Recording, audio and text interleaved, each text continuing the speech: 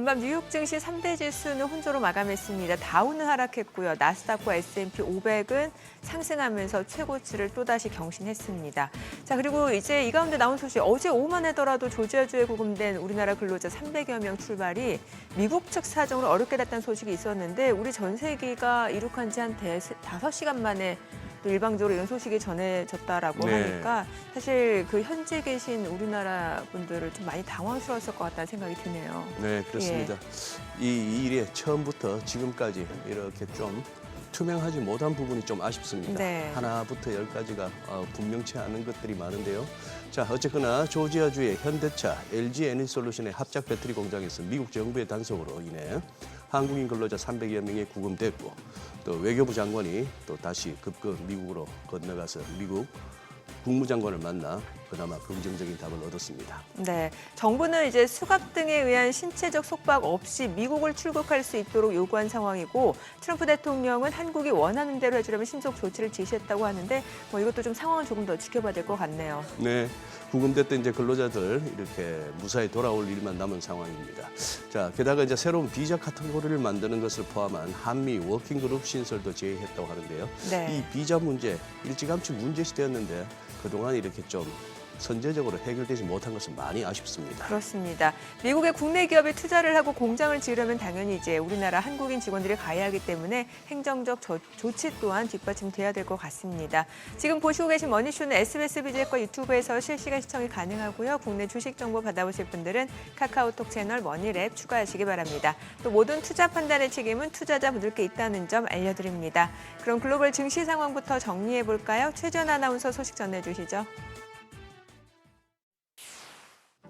뉴욕 증시는 오라클의 미라클 같은 실적과 또 PPI의 깜짝 하락세, 오늘도 사상 최고치 랠리를 이어갔습니다.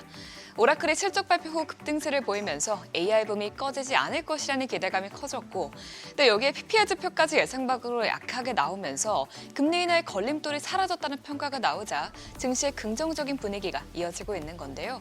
다만 가장 중요한 관문인 소비자 물가 지수는 남아있다는 부담감 속에 오늘 다우 지수만 랠리에 동참하지 못했습니다.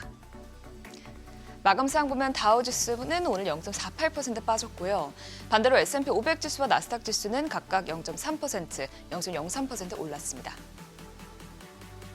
시총 상위 종목대 흐름 보시면 오늘은 오라클이 폭발적인 클라우드 인프라 수요를 밝히면서 AI 시대에 곡괭이와 청바지를 파는 기업들인 반도체 기업들은 수혜를 받고 반대로 경쟁 하이퍼스케일러 업체들의 주가는 대부분 약세를 보인 것으로 나타났습니다. 엔비디아는 오늘 주가가 4% 가까이 급등했고요. 반면에 알파벳과 아마존은 오라클의 시장 점유율을 뺏길 수 있다는 우려가 커지면서 주가가 약세를 보인 것으로 나타났습니다. 또 애플은 어제 초슬림 아이폰을 공개하는 승부수를 띄웠지만 AI 혁신은 없었다는 평가에 오늘도 3% 넘게 빠졌습니다. 시총 6위부터도 보면 오늘 시장의 주인공이죠. 오라클은 35% 넘게 수직 상승하면서 곧장 순위권 10위 안으로 들어왔습니다. 조금 전 언급했듯이 클라우드 수요가 폭발적으로 증가할 것으로 기대되기 때문인데요.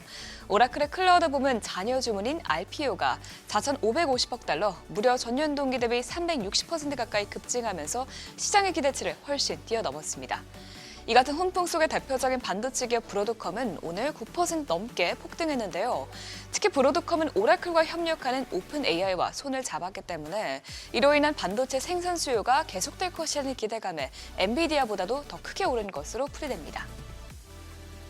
그러면 오늘 시장에 가장 큰 영향을 준 PPI 지표도 살펴보면 8월 PPI는 헤드라인과 근원물가 모두 예상치에 비해서 크게 낮게 나왔습니다.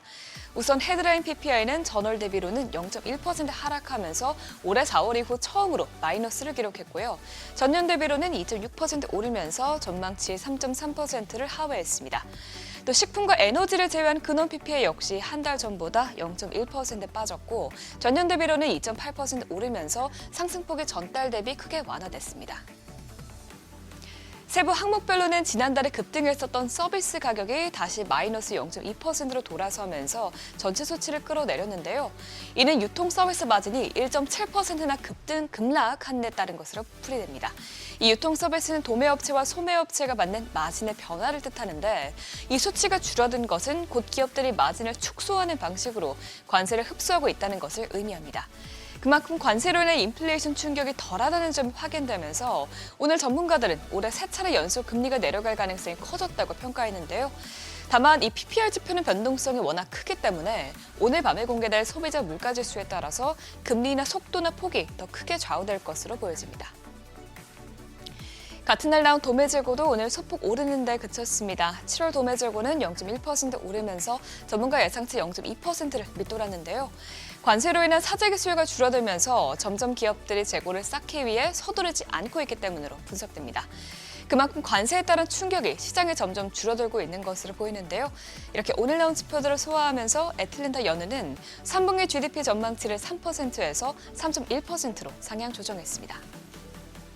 국채금리는 만기물별로 흐름이 엇갈렸습니다. 미국의 8월 생산자 물가지수가 전월 대비 깜짝 하락한 것으로 나타나면서 관세로 인한 인플레이션 압력이 제한적이다라는 관측이 나왔지만 다만 일단 소비자 물가지수는 지켜보자는 관망 심리가 여전히 이어진 영향인데요. 오늘 2년물 금리는 소폭 올랐고요. 반대로 간밤 진행된 10년물 국채 입찰 수요는 매우 강력하게 나오면서 10년물 금리는 0.02%포인트 빠졌습니다. 금값은 오늘로 약보합권에서 마감됐습니다. PPR 발표로 예상대로 금리 인하가 여러 차례 이뤄질 것이라는 전망이 유지됐지만 그동안 너무 많이 오른 만큼 상승폭이 제한된 건데요. 금선물은 오늘 소폭 빠지면서 온스당 3,681달러에서 거래가 됐습니다. 또 마지막으로 국제유가는 이스라엘의 카타르 공습 여파가 지속되면서 연이틀 상승했습니다. 간밤에는 폴란드가 영공에 침투한 러시아 드론을 격추했다는 발표도 나오면서 나토 회원국까지로 우크라전이 확전될 수 있다는 우려가 커지자 상승세가 더 가팔라졌는데요. 오늘 WTI와 브렌트유는 각각 1.66%, 1.87% 급등했습니다. 굿모닝 마켓이었습니다.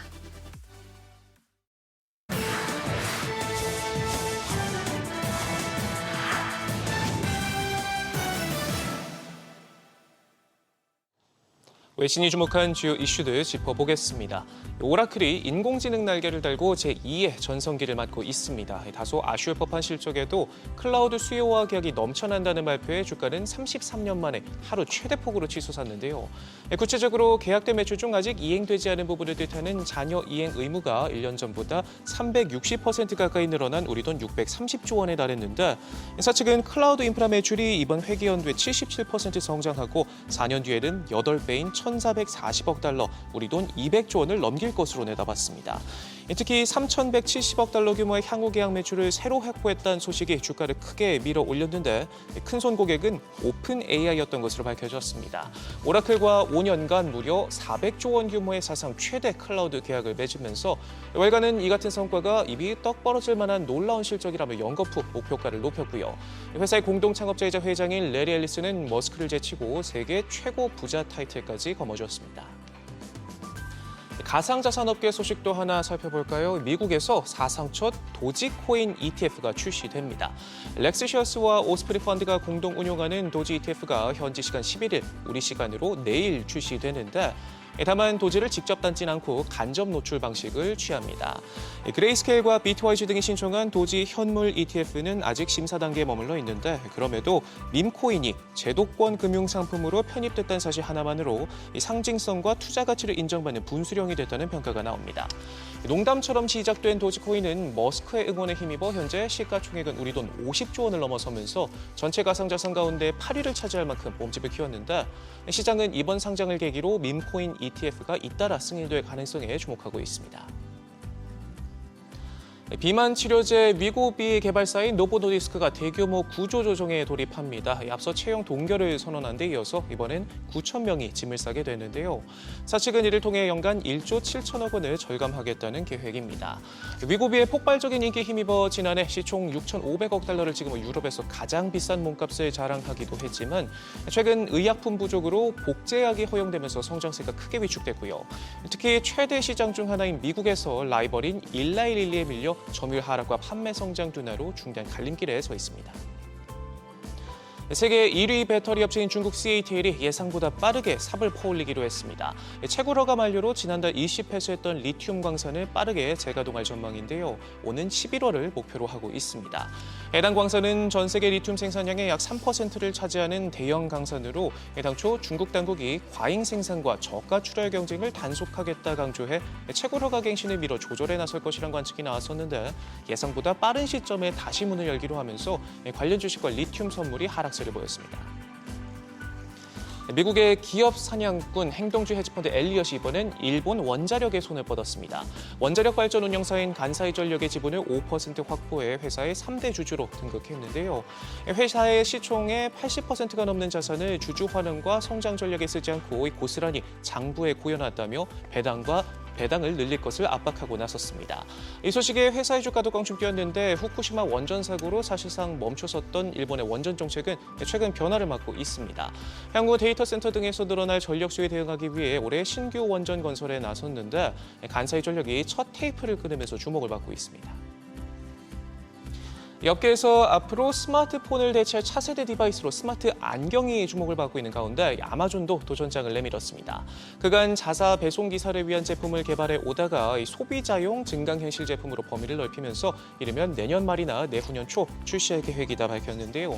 내부적으로 제이호크로 불리는 이 제품은 마이크와 스피커, 카메라 또 한쪽에는 풀컬러 디스플레이가 탑재될 예정인 것으로 전해졌습니다. 스마트 글라스 선두로 꼽히는 메타는 내주 열리는 신제품 공개 행사에서 새로운 버전의 제품을 공개할 것으로 예상되고 있고요. 구글도 삼성과 함께 개발에 나선 데다 AI 지각생 애플도 부랴부랴 개발에 뛰어들어 반전을 노리고 있는 만큼 치열한 경쟁이 예상됩니다. 지금까지 글로벌 비즈였습니다. 어제장에서 이슈가 있었던 업종 살펴보는 기업 이슈 시간입니다. 박스권을 벗어나지 못하던 코스피가 어제 4년 2개월 만에 사상 최고치를 경신했습니다. 그 가운데 오른 종목들 살펴보면 먼저 관광업체 관련주가 강하게 시세 분출했는데요. 포스코 인터내셔널이 트럼프 행정부가 추진하는 대규모 알래스카 LNG 개발 프로젝트에 참여하기로 했다는 소식이 호재로 작용했습니다. 업계에 따르면 포스코 인터내셔널은 세계 최대 가스 전시회인 가스텍 2025에서 알래스카 LNG 프로젝트의 최대 주주인 미국 글렌파른과 개발 사업 프로젝트를 위한 예비 합의서에 서명하는데요. 이번 합의서에는 포스코 인터내셔널이 알래스카 LNG 프로젝트에 파이프라인용 고급 철강제를 공급하고 향후 LNG를 구매하는 내용이 포함되어 있는 것으로 알려졌습니다. 그간 트럼프 대통령이 한국 기업들의 LNG 프로젝트 참여를 요청해온 만큼 이를 시작으로 더 큰 투자가 있을 것으로 예견되면서 관련주가 날아오른 것으로 풀이됩니다. 마감 상황 보면 동양 에스텍이 상한가 기록했고요. 문배철강 13% 가까이 시세 분출했고 하이스틸 6.17%, 대동스틸도 5.51% 강세 보였고 부국철강도 5% 가까이 상승 마감했습니다. 한국과 미국이 무역 합의 후속 조치를 위한 실무 협상에 돌입했습니다. 우리나라가 약속한 3,500억 달러 규모의 대미 투자 패키지를 구체화하는 문제가 집중적으로 다뤄질 것으로 예상되는데요. 만약 합의가 이루어지지 않으면 마스가 프로젝트도 제대로 시작되기 어렵다는 관측이 나오는 가운데 그래도 여전히 마스가 프로젝트에 대한 기대감이 조선 관련주를 이끌고 있습니다. 최근 삼성중공업이 시장에서 최대 3천억 원을 조달한다고 발표했는데 이재용 삼성전자 회장이 마스가에 힘을 보탠 만큼 삼성중공업이 이를 위한 본격적인 몸 만들기에 들어갔다는 시각이 있습니다. 이에 따라 삼성중공업에서 나뉘어져 세워진 삼영엠텍의 주가가 날아오르면서 관련주 내에 훈풍이 불었습니다. 마감 상황 보면 삼영엠텍이 상한가 기록했고요. 케이프 15% 가까이 뛰었고 세진중공업도 13.02%, 일승도 13% 가까이 시세 분출했고요. 태광도 9.79% 상승 마감했습니다. 최근 KT 무단 소액 결제 피해 사건과 롯데카드 악성카드 감염 등 해킹 사고가 잇따라 발생하면서 정보 보안 업종에 대한 투심이 급격히 자극되고 있습니다. 그러면서 관련주가 강하게 시세 분출했는데요. 특히 KT 사건이 직접적인 계기가 되었는데 지난달 말부터 경기 광명, 부천, 또 서울 금천구 등에서 발생한 이번 사건은 불법 초소형 기지국을 통해 통신 트래픽을 가로채는 방식이 악용된 것으로 확인됐습니다.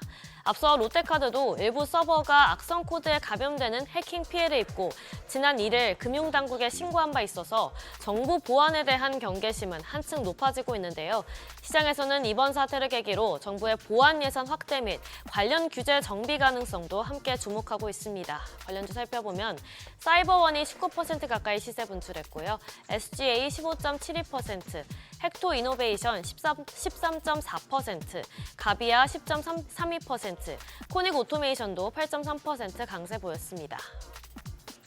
마지막으로 대한광통신이 AI 데이터 센터용 저손실 광섬유 케이블 상용화 계획을 밝히면서 관련주 내 훈풍이 불었습니다. 대한광통신은 정부의 소버린 AI 전략에 따른 대규모 인프라 투자 확대와 함께 저손실 광섬유 수요가 빠르게 늘어날 것으로 예상함에 따라 상용화를 본격적으로 추진한다고 밝힌 건데요. 이번 상용화 추진 제품은 장거리 초고속 전송에 최적화됐으며 광신호 감쇄를 최소화하는 구조로 설계됐습니다. AI 데이터 센터 간 초연결망뿐 아니라 국가기관망, 차세대 5G나 6G 백홀망 등에도 적용이 가능한데요. 더불어서 오픈AI가 우리나라를 차세대 글로벌 AI 허브로 구축하겠다며 향후 데이터 센터 관련 투자 확대를 시사하는 발언과 맞물리면서 관련주가 좋은 흐름을 보였습니다. 마감 상황 보면 대한광통신이 26% 가까이 뛰었고요. 웨이브 일렉트로 10.2%, 옵티코어와 PS 일렉트로닉스 5%대 강세 보였고 마지막으로 라이콤이 4.74% 상승으로 마감했습니다. 지금까지 기업 이슈 전해드렸습니다.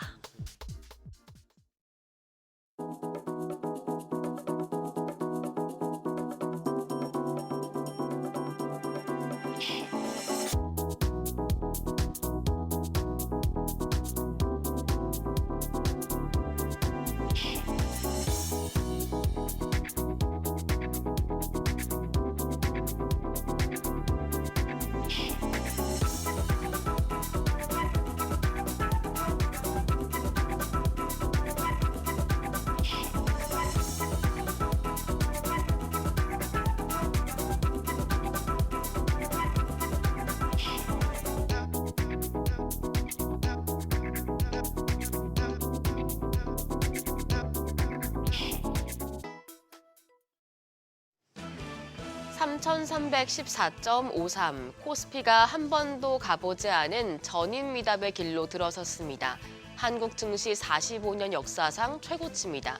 모든 게 도와준 하루였습니다. 오라클 실적 효과로 반도체주가 급등하며 지수를 견인했고 미국 금리 인하 기대감이 이어졌고 여기에 주식 양도세 대주주 기준 50억 원이 유력하다는 정책 되돌림 기대까지 커지면서 시장은 큰 폭의 상승세를 시현했습니다. 오늘까지 강세가 이어질 것으로 예상되고 있는데요. 전인 미답의 길에서 대응 전략 어떻게 세워야 할지 어제장 복귀하면서 오늘장 투자 포인트 확인하시죠. 양 지수 모두 급등했습니다. 코스피가 1.67% 올라 3,314.53포인트, 장중, 종가 모두 역대 최고치였습니다. 장중엔 3,317까지 올라 4년 2개월 만에 사상 최고치를 경신하기도 했습니다. 코스닥도 1% 가까이 올라 833포인트, 작년 7월 이후에 최고치를 기록했습니다. 여러 호재가 떠오르자 외국인과 기관이 국내 증시에서 폭풍 순매수에 나섰습니다. 코스피에서 외국인 1조 4천억 원 가까이 순매수했고 기관도 9천억 원 넘는 매수 우위를 기록하며 지수의 상승을 이끌었습니다. 개인만 홀로 2조 3천억 원 가까이 팔아냈습니다. 코스닥 시장에서도 메이저 수급주체 쌍끌이 매수세를 기록했습니다. 외국인이 790억 원 가까이 순매수했고 기관도 630억 원 사자세를 나타냈습니다. 개인만 홀로 1,332억 원 팔아냈습니다.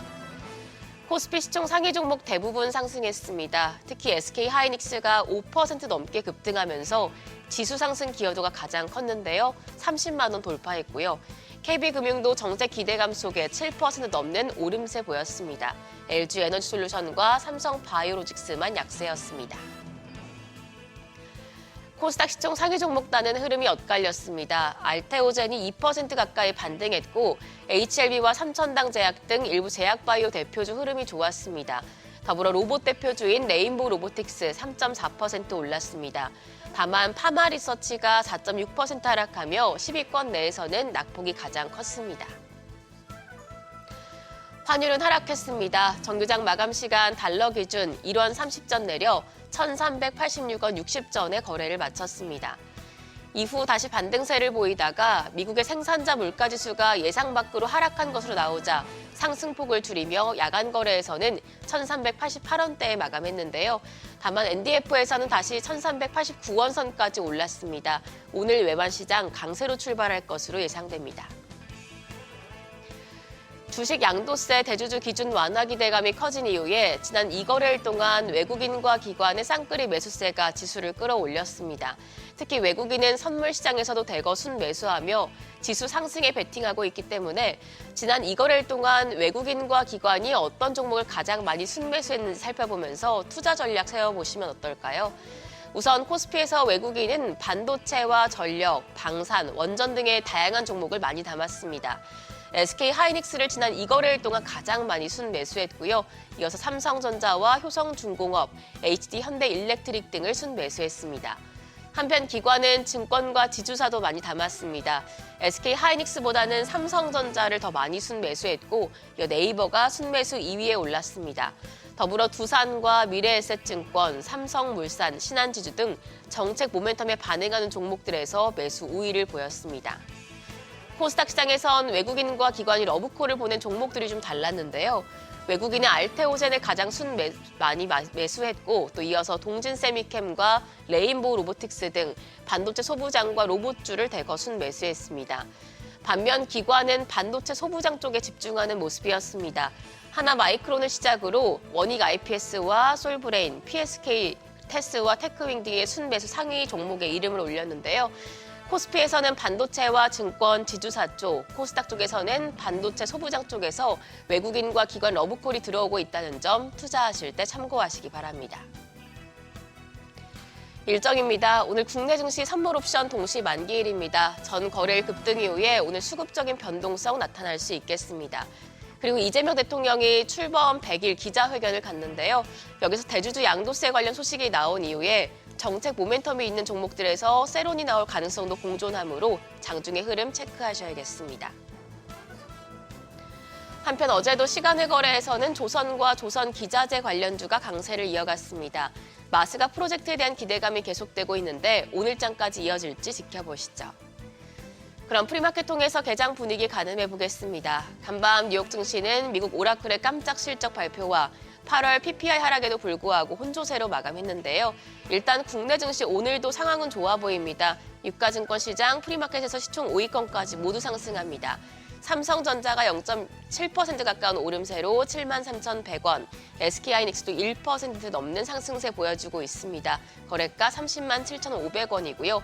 그 밖에 LG에너지솔루션도 1% 넘는 오름세, 삼성바이오로직스가 0.48%, 한화에어로스페이스가 0.83% 강세 기록하고 있습니다. 코스닥 시장 시총 5위권까지 보면 시총일이 알테오젠만 하락합니다. 약보합으로 48만 5,500원이고요. 반면 에코프로비엠이 0.35% 강세로 11만 6,200원, 펩트론이 0.85% 오름세, 에코프로와 파마리서치도 각각 0.2%, 1% 넘는 강세 기록하고 있습니다. 전인미답의 길을 걸어가는 코스피, 급등 이후에 오늘은 조정 가능성을 어느 정도 염두에 두셔야겠는데요. 이재명 대통령의 기자회견 이후에 시장 흐름 어떨지가 중요하겠습니다. 지금까지 어제장 오늘장이었습니다.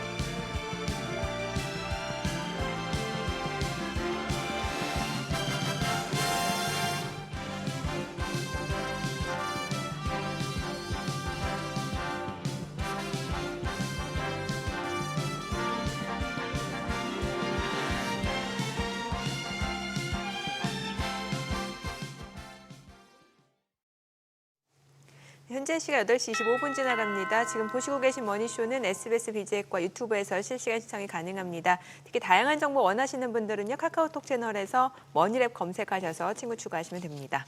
와, 간밤 뉴욕 증시 보니까 반도체 관련주들이 많이 오른 모습입니다. 일단 오라클, 사실 실적은 예상치에 미치지 못했는데 가이던스가 좋았잖아요. 네. 그래서 어제 국내 증시 쪽에서도 반도체주들이 움직임이 좋았는데 와, 브로드컴도 올라가고 오라클이 92년 이래 사상 최대 규모의 상승세였어요. 예. 어쨌거나 지금 시장의 성격을 갖다가 어느 정도 좀 보여주는 어제 오라클 주가 움직임이 아닌가 싶습니다. 맞아요. 저는 개인적으로. 어제까지는 뭐 하다가 아니 하루 전까지는 뭐 하다가 네. 차트 보시면 알아요. 네. 그냥 일간으로 그냥 이렇게 고점에서 이렇게 허우적거리다가 예. 갑자기 장중 고점이 43%를 올랐었네요. 345불. 맞아요. 예. 그런데 종가는 328불 33센트, 그래서 35.95, 36%. 뭐 저거는 어떻게 봐야 될까요? 사람들이 지금 다들 눈이 벌게져 있다는 거죠. 뭐가 가지? 네. 어디로? 그리고 어제 거래량이 엄청나게 섰네요. 맞아요. 그러니까 저기 달라드니까 땡큐 하면서 던진 세력도 엄청난다는 얘기죠. 예. 뭐 그런 상황이기도 하고. 그리고 저는 오늘 이제 또 이 시간을 통해서 살펴봐야 되겠지만 이제 미국 지표 왜 봐야 되나 싶습니다. PPI 보면서. 아니 시장 예상치는 0.3% 증가 아니냐 네. 월간. 너무 요즘 예상치를 다 비껴나가죠. 예. 애초에 뭐 0.9%라고 전달 얘기했다가 이번에 수정한 게 그래도 0.7%. 네. 뭐 그래서 약간 엽기적 효과 뭐 이런 것도 생각은 해볼 수도 있겠지만 월가 예상치가 0.3% 정도 증가였는데 0.1% 줄었습니다 하니까. 네, 네. 그래 되니까 통계치를 뽑는데 뭔가 문제가 있든지 아니면 월가 그 고액 연봉 애널리스트들 전략가들 다 그냥 집에 가든지 그냥 AI한테 맡기고. AI한테. 네. 예. 뭐 그런 생각도 들고. 그런데 그렇게 물가가 떨어졌는데 왜 시장 그렇게 지수는 못 가지? AI주 기술주들 말고는 나머지 또 얼마나 헤맸으면은 네. 다우지수하고 러셀 그렇죠. 2000은 또 빠집니까? 예. 그렇고 우리는 우리는 또 차별화된 흐름이었어요. 어제는 또 역사적인 날이었고 네. 2021년 6월 25일 장중에 찍었던 3316.08 어제 그거 살짝 올라서서 3317.77 찍고 뭐 이렇게 마감해서 사상 최고치 경신 소리가 나왔으니까 네. 오늘은 또 9월 동시만기일 잔잔 자자잔 뭐 이런 거죠. 할 게 많아요. 지금 뭐 신경 쓸 것도 많고 이벤트도 막 겹치고 뭐. 그러니까. 왜 기분 좋아 보이세요? 네, 오늘 함께해 주실 분 모셔보겠습니다. CMS증권 영업본부 박상준 이사님 함께합니다. 어서 오세요. 어서 오세요, 박 이사님. 오랜만에 나와주셨네요. 그러니까요. 네. 예. 스케줄이 안 맞아서 바쁘셨구나. 네. 저는 이사님 보면 딱 떠오르는 게 있는 게 이제 네. 라보브 인형하고 그렇죠. 그다음에 이제 미국의 그 기업 네, 맞습니다. 네. 뭐 조비에 이베 예, 그런 거 기억이 나요. 네. 확실히. 저는 거의- 오히려 또 오늘 보니까 그거 하네요. 저 어릴 때 봤던 그 세계 명작 걸작선 해가지고 모이칸족의 최후 그 사파. 저게 무슨 모이칸족 같은데 헤어스타일이. 머리요. 예. 옆머리가 모이칸족의 제가 찾아보도록 하겠습니다. 제 마음의 소리가 이렇게인 줄 알고 깜짝 놀랐네요. 그래요. 근데 뭐 건강 괜찮으신 거죠? 네. 네, 우리 장현지 아나운서 어제 오늘 지금 감기 때문에 고생하는 게. 예. 아니 여름에 코로나 한번 걸리셨다면서요? 네, 저는 1년에 한 번 주기적으로 연례 행사인데 네.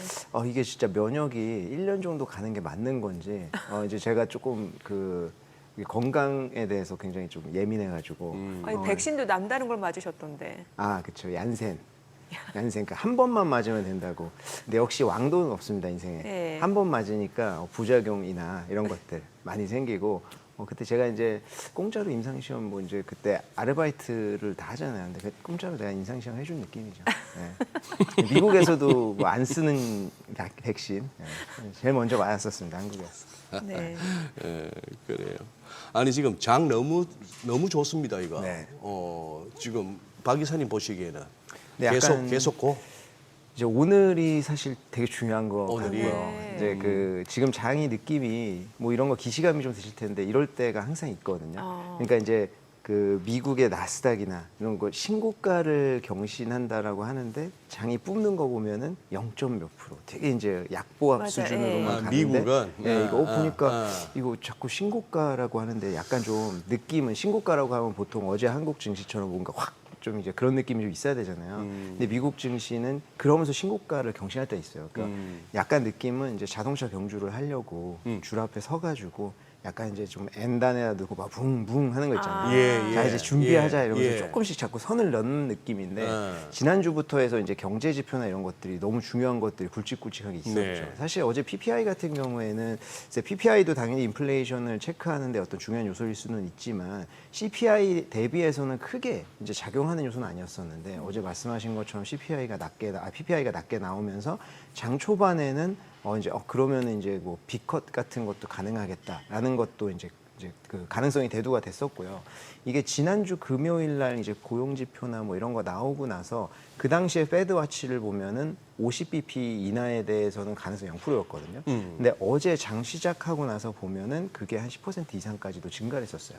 비컷 가능성이 B컷을 올라갔다. 할 수 있을 것 같다. 그러니까 50bp를 인하할 수도 있을 것 같다라는 가능성이 11% 정도까지 올라갔었습니다.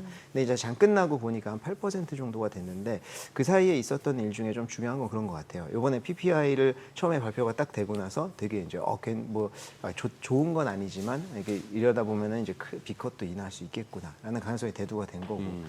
근데 이제 그 안에 있는 내용들을 보면 사실 그 중에 중요했던 게 이제 실질적으로 이제 그러니까 관세 효과를 이제 그 구매자한테 전가하지 않았다는 대부분이 전가하지 않았다는 경우가 소비자들한테까지는 있었거든요. 네. 전가되지 않았다. 그러니까 이게 사실은 네. 조금 애매한 거예요. 떨어진 건 알겠는데 아직까지 우리가 지금 시장에서 제일 걱정하고 있는 거는 관세로 인한 인플레이션 증가잖아요.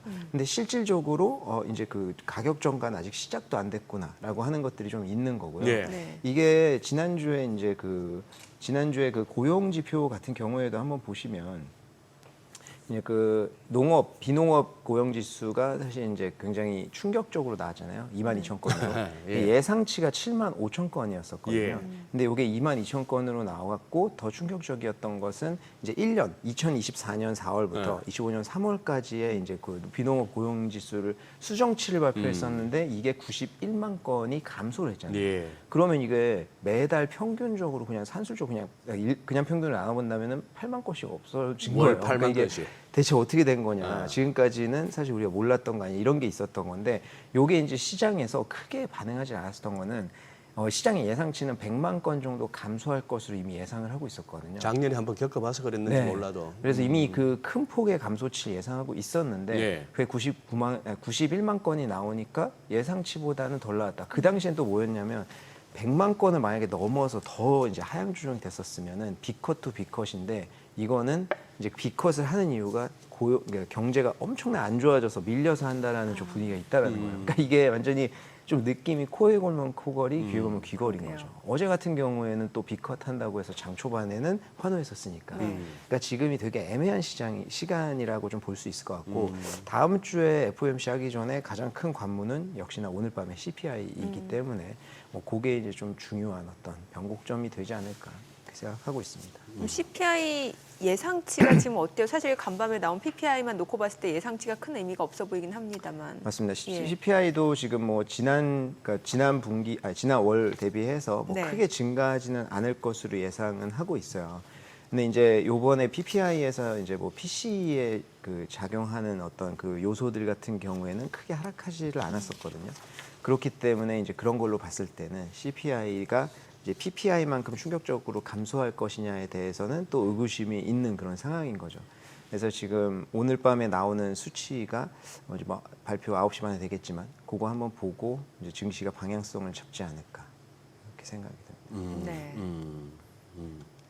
어느 정도 예상하세요? 올해 금리 인하 속도라든지 폭에 대해서는요. 지금 이제 3번 얘기가 나오고 네. 있는 상황이잖아요. 올해 뭐 당연히 9월 달에는 인하를 예. 할 건데 지금 인하 가능성은 100%이고 네. 다만 거기에서 25bp 할 것이냐 50bp 할 것이냐 이게 이제 문제인데 이번 이제 올해 안에 3번 남았잖아요. FOMC가. 그렇죠. 적어도 2번에서 뭐 많으면 3번까지도 가능하지 않을까 이렇게 보고 있습니다. 제가 매일 뭐 이렇게 체크하는 체크 포인트 중에 하나가 그 핀비즈의 그 히트맵 네. S&P 500개 종목 중에 네. 어디가 오르고 내렸는지 오른쪽은 초록색, 빠진 쪽은 빨간색. 한눈에 잘 보이죠. 예, 그라데이션까지 넣어가지고 네. 이게 그때 4월 7일 그때 막 급락하고 나서 이제 90일 유예 관세 그 얘기 이후에 막 랠리가 나올 때 네. 그때는 보면은 온통 잔디밭이었어요. 초록색이었어요. 쭉쭉쭉쭉쭉 올라왔는데 요즘은 사상 최고치 경신은 매일 듣는데 네. 이 히트맵 들어가 보면은 빨간 게 반이거나 그 이상이에요. 그렇죠. 몰리는 섹터로만 예. 몰리다 보니까. 그나마 무슨 엔비디아나 무슨 이렇게 뭐 이쪽에 좀 굵직굵직한 시총 큰 애들이 올랐기 때문에 이제 지수는 계속 사상 최고치 경신인데 그래 장이 이렇게 투자자분들 중에 빅테크 쪽이나 AI 관련 쪽에 올인하신 분들 아니라면은 지금 맞아요. 사상 상당히 최고치 소외감 소리는 매일 듣는데 조금 수익률 측면에서 제일 힘든 시간이죠. 그러니까 아. 이제 주변에서 예. 이제 미국 주식 좋으니까 예. 뭐 미국 주식 하는 거 알고 하면 아마 뭐 요새 주식 되게 좋다는데 사상 최고치 경신했다는데 되게 뭐 수익 많이 나셨겠어 이런 얘기 할 수 있잖아요. 밥 사러 소리는 자꾸 할 거고 네. 옆에서 예. 근데 그 당시에 지금 말씀하신 것처럼 이런 장에서는 그 주도주 몇 개를 제외하고는 나머지는 사실 별로예요. 그리고 이제 아까 저희 조비 에비에이션 이런 것도 시작하지 말씀하셨는데 그런 중소형주가 지금 사실 되게 힘든 시간이기는 하거든요. 그래서 예. 그런 위주로 이제 보유하고 계신 분들은 그 중에서도 뭐 사실 뭐 데이터 센터라든지 뭐 이제 그 아이렌이나 예. 뭐 이런 이제 중소형주라면 얘기가 다르겠지만 그 카테고리에 들지 않는 중소형주는 지금 좀 소외되어 있는 장이기 때문에 네. 그런 것들에 분산 투자가 되어 있지 않고 조금 이제 이쪽으로 시중이 되어 있으면 소외감이 많이 느끼는 그런 장이기는 하죠.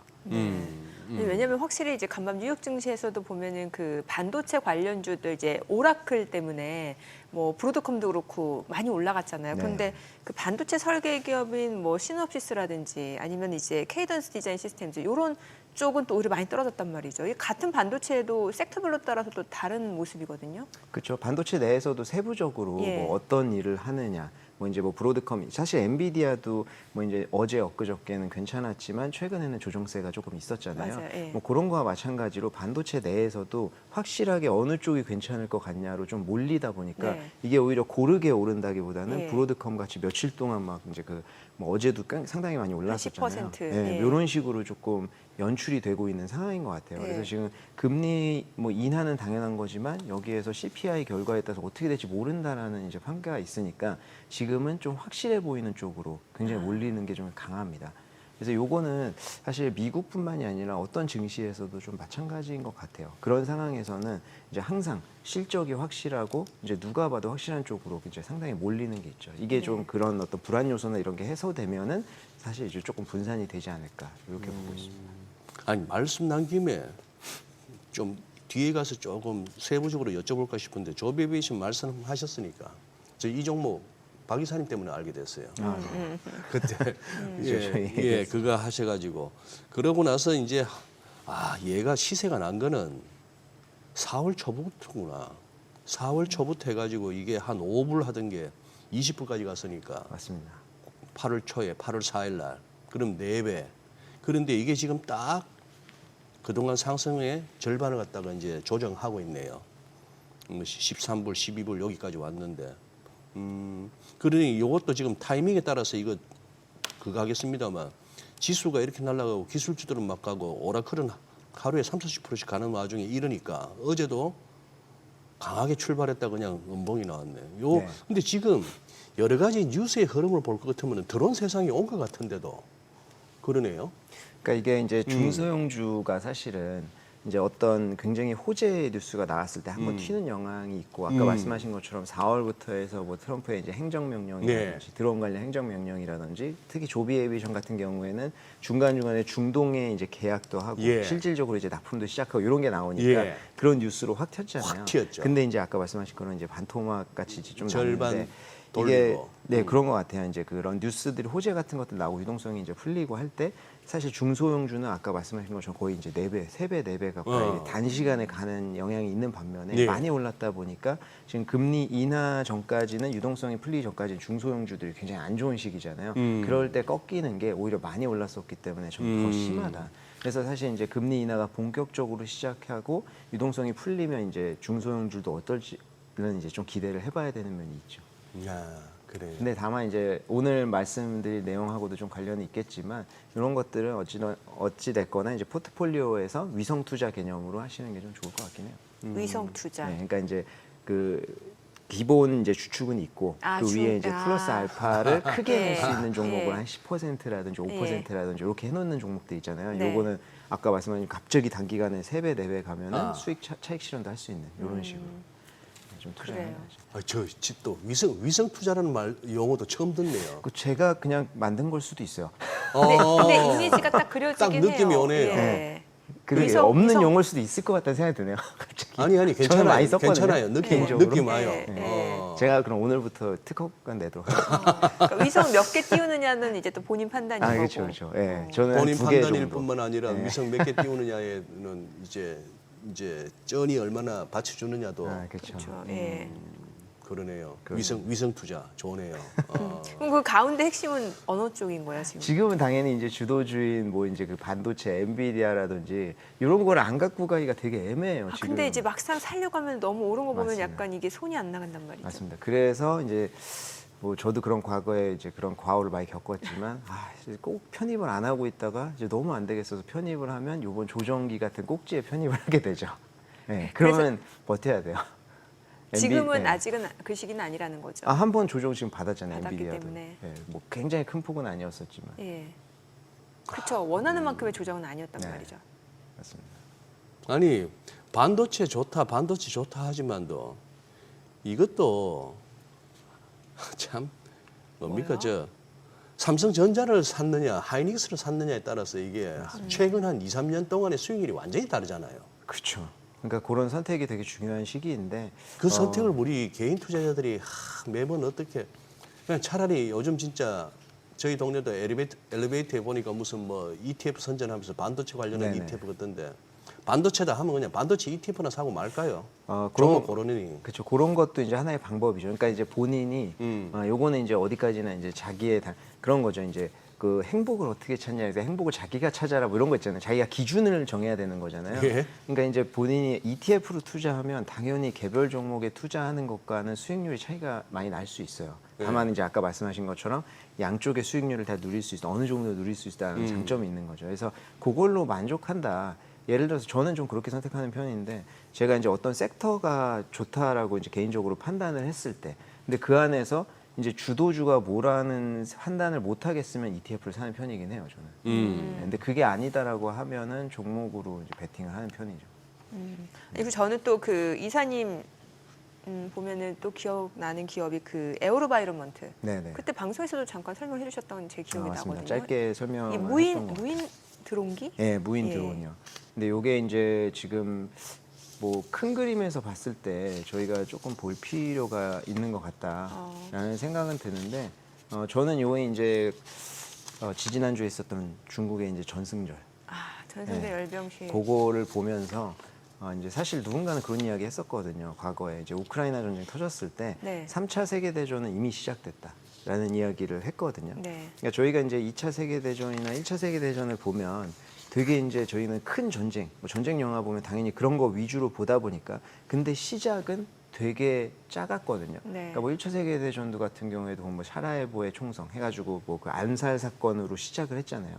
그러고 전 세계 국가들도 자기네들이 끌려가는지 모르고 들어가서 시작된 게 세계 대전이에요.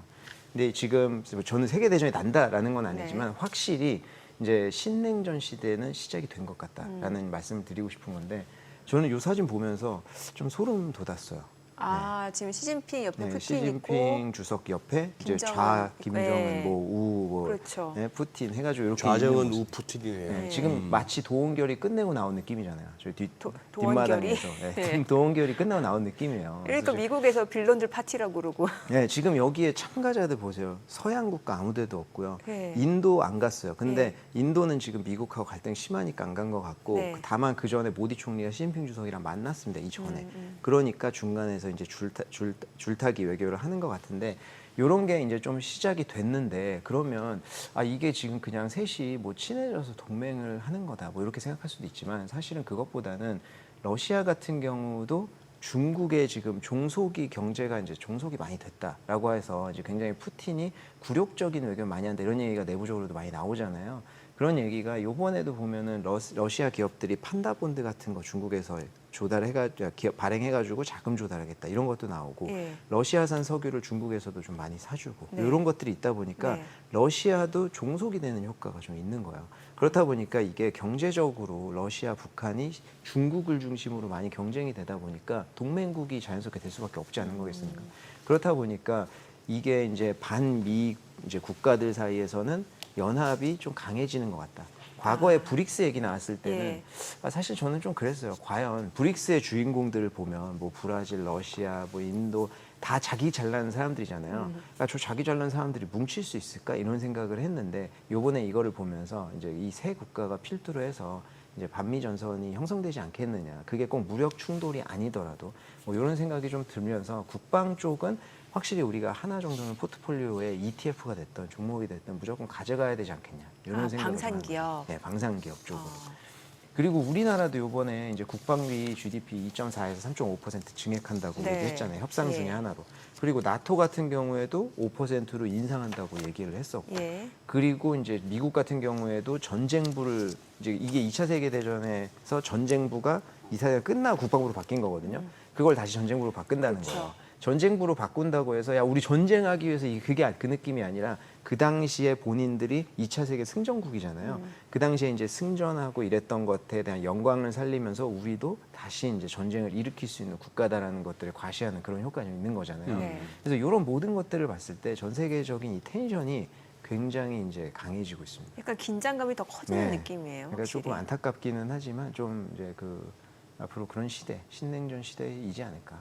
이렇게 생각하는 거죠. 그래서 그런 측면에서는 아까 에어론바이오먼트 같은 종목도 이제 한번 봐야 된다는 거예요. 네. 근데 이게 이제 우리가 이제 과거에는 이제 이런 긴장감이 생기고 국방이나 방산 쪽에 투자를 해야 된다라고 하면은 로키드 마틴, 보잉 이런 것들을 네. 많이 생각을 했죠. 근데 이게 전쟁의 양상이 바뀌다 보니까 지금은 그런 종목도 당연히 이제 ETF 그 국방 방산 ETF에는 들어가 있겠지만 예. 왜냐하면 어찌 됐든 간에 전투기는 계속 사니까요. 예. 하지만 지금 더 탄력성이 있는 거는 드론이라든지 이런 그러니까 전쟁의 새로운 전쟁의 양상에서 이제 부각을 드러내는 이런 종목들인 거죠.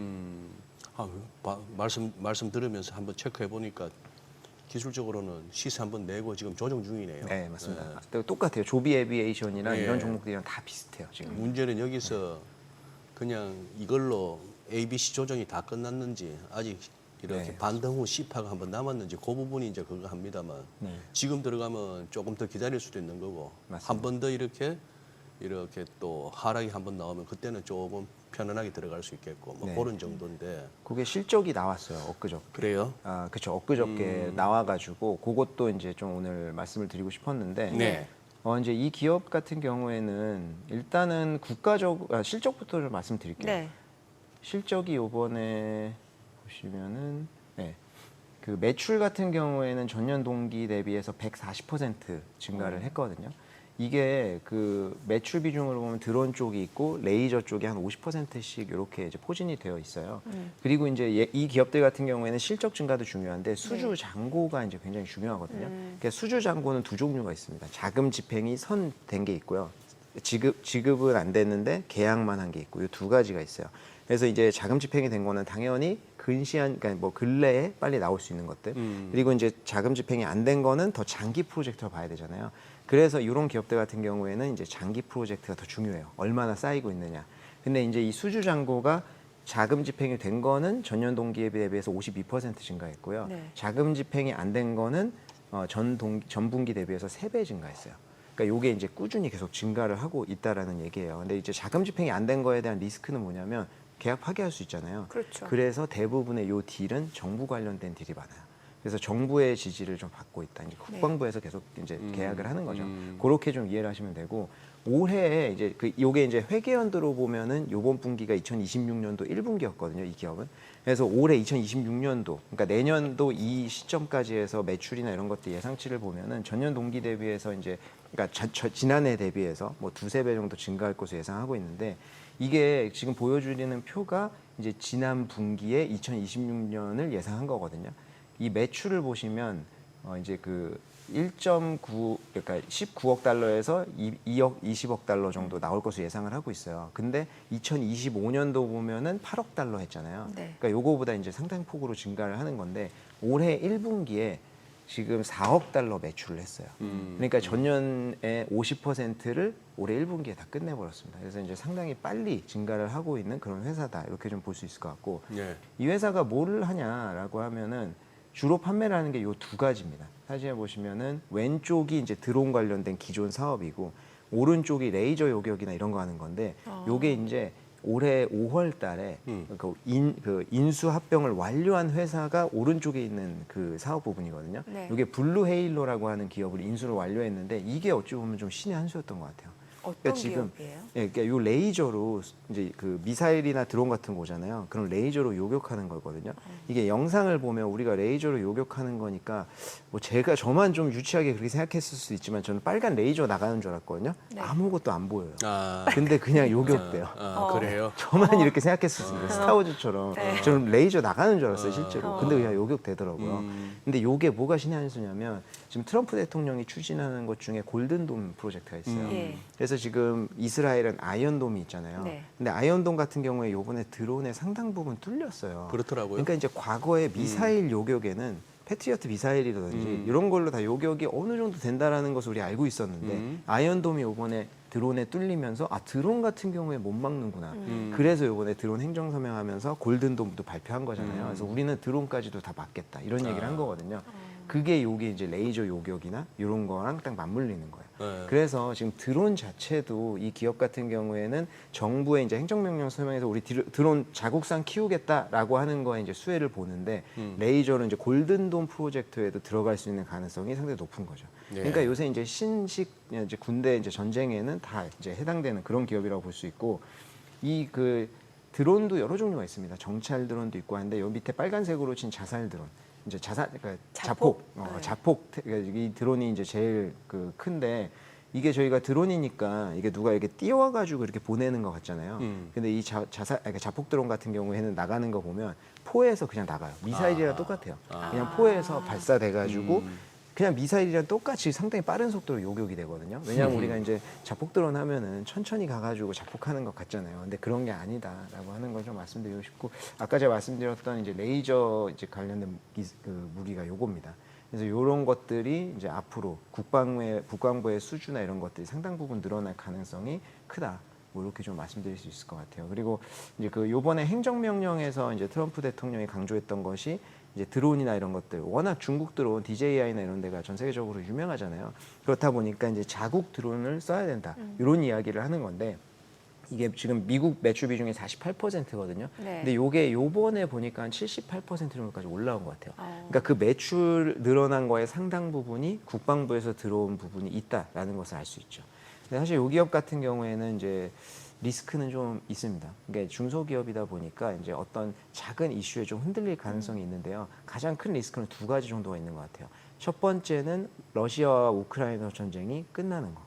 요게 이제 예. 리스크라고 이야기하기가 좀 애매해요. 그러니까 전 세계 평화를 위해서 끝나는 게 그렇죠. 맞는데 그게 왜냐하면 지금 우크라이나 매출 비중이 한 10% 정도 되거든요. 그러니까 그게 끝나면 한 번 이제 충격 받을 수 있는 가능성이 있고요. 두 번째는 지금 이제 그 다찌 미국의 그 DOG에서 계속 이제 그 예산 삭감이나 이런 것들 지금 계속 하고 있잖아요. 네. 거기에서 국방비 예산 삭감이 혹시나 들어온다고 하면, 근데 요거는 좀 가능성을 작을 것 같습니다. 왜냐하면 트럼프 대통령이 워낙 그쪽에 이제 강하게 밀고 있는 상황이라서 이제 가능성은 적겠지만 이런 리스크들은 좀 있는 상황이다. 이렇게 볼 수 있을 것 같아요. 네.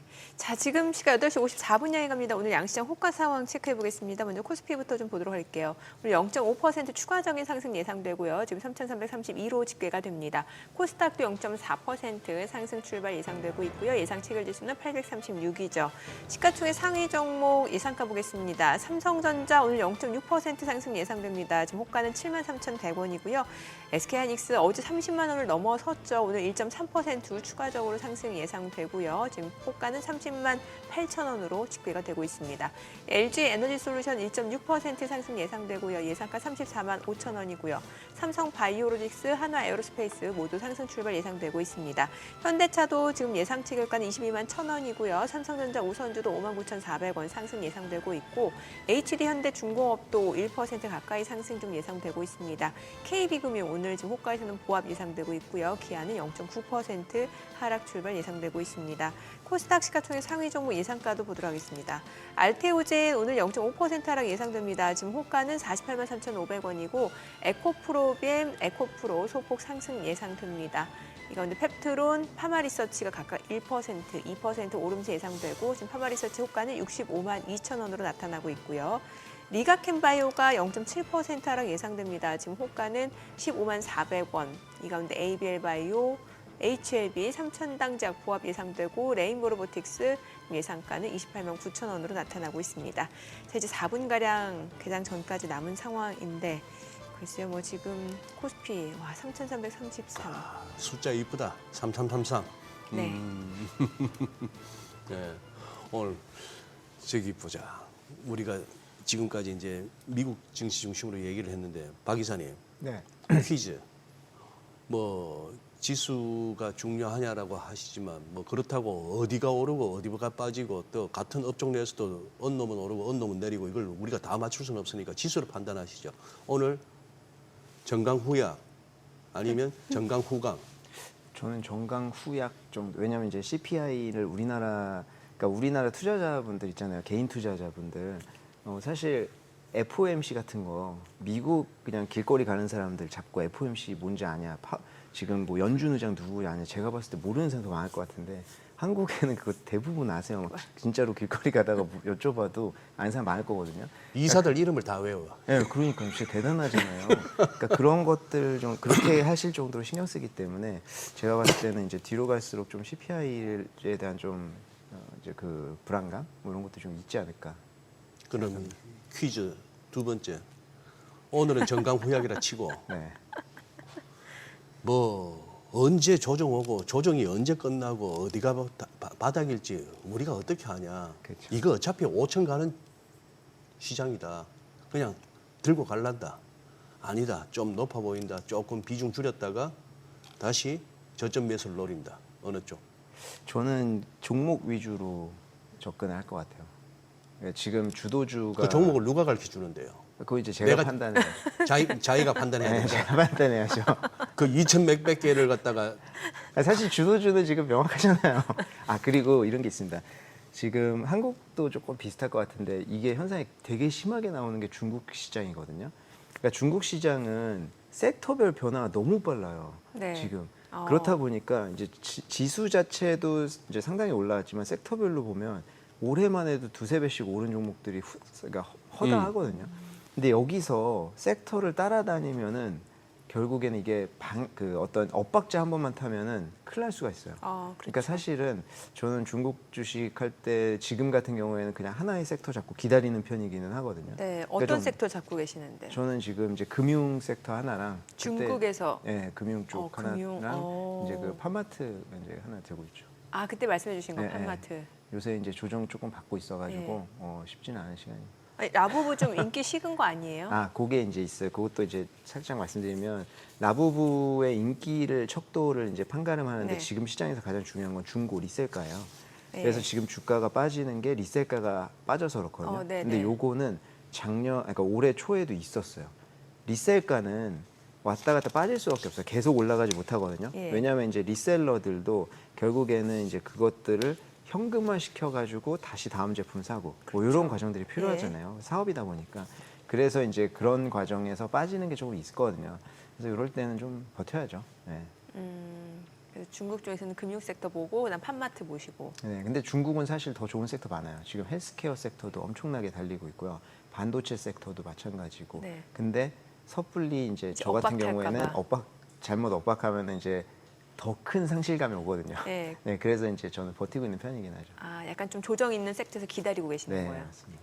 우리 국내 시장 관련해서 이제 뭐 이렇게 전반적으로 시황을 갖다 정리하다 보면 늘 나오는 얘기가 뭐 상법 개정안이 더 세게 나왔네. 뭐 대주주 양도세 그게 이제 또 뭐 다시 원복 한 해 만에 네. 노란봉투법이 어떠네. 어디 박 이사님 보시기에 진짜 이게 우리 시장의 그겁니까? 중요한 요소는. 예. 저는 사실 그 뭐 양도소득세 분리과세, 배당소득세 분리과세 그게 네, 이제 문제가 그 대답을 좀 개장하고 들어봐야 될 것 같습니다. 시간이 좀 그러네요. 생각을 해볼게요. 네, 오늘 국내 증시로 확인해보죠. 네, 네. 개장합니다.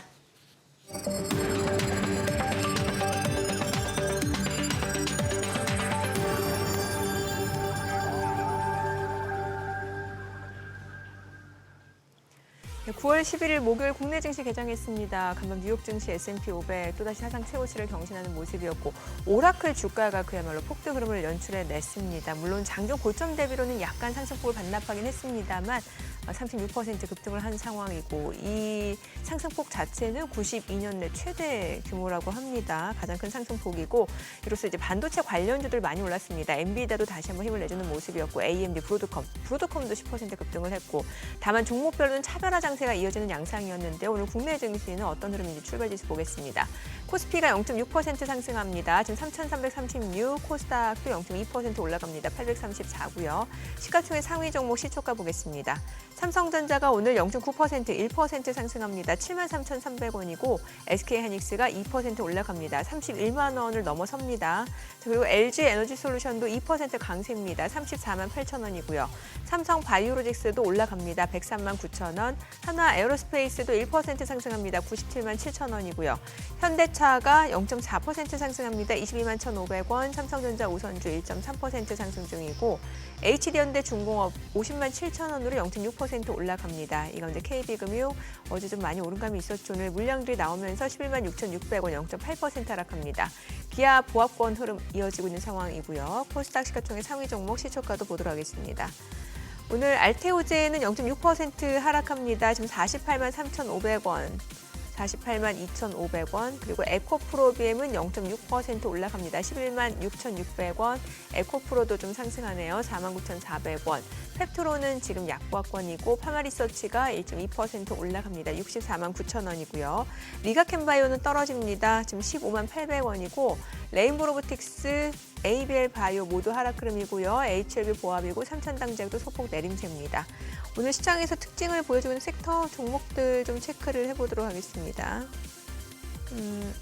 오늘은 그 반도체 쪽 앞서 이제 뭐 삼성전자, SK하이닉스는 좋았고 CXL, 온디바이스 AI, 뭐 AI 관련주 다 좋습니다. 자, 지금 보시게 되면 CXL 쪽에서는 이제 오픈엣지 테크놀로지, 코리안 서키트, 엑시콘, 퀄리타스 반도체가 각각 3%에서 2% 올라갑니다. 파도도 17,120원, 지금 1.9% 올라가고요.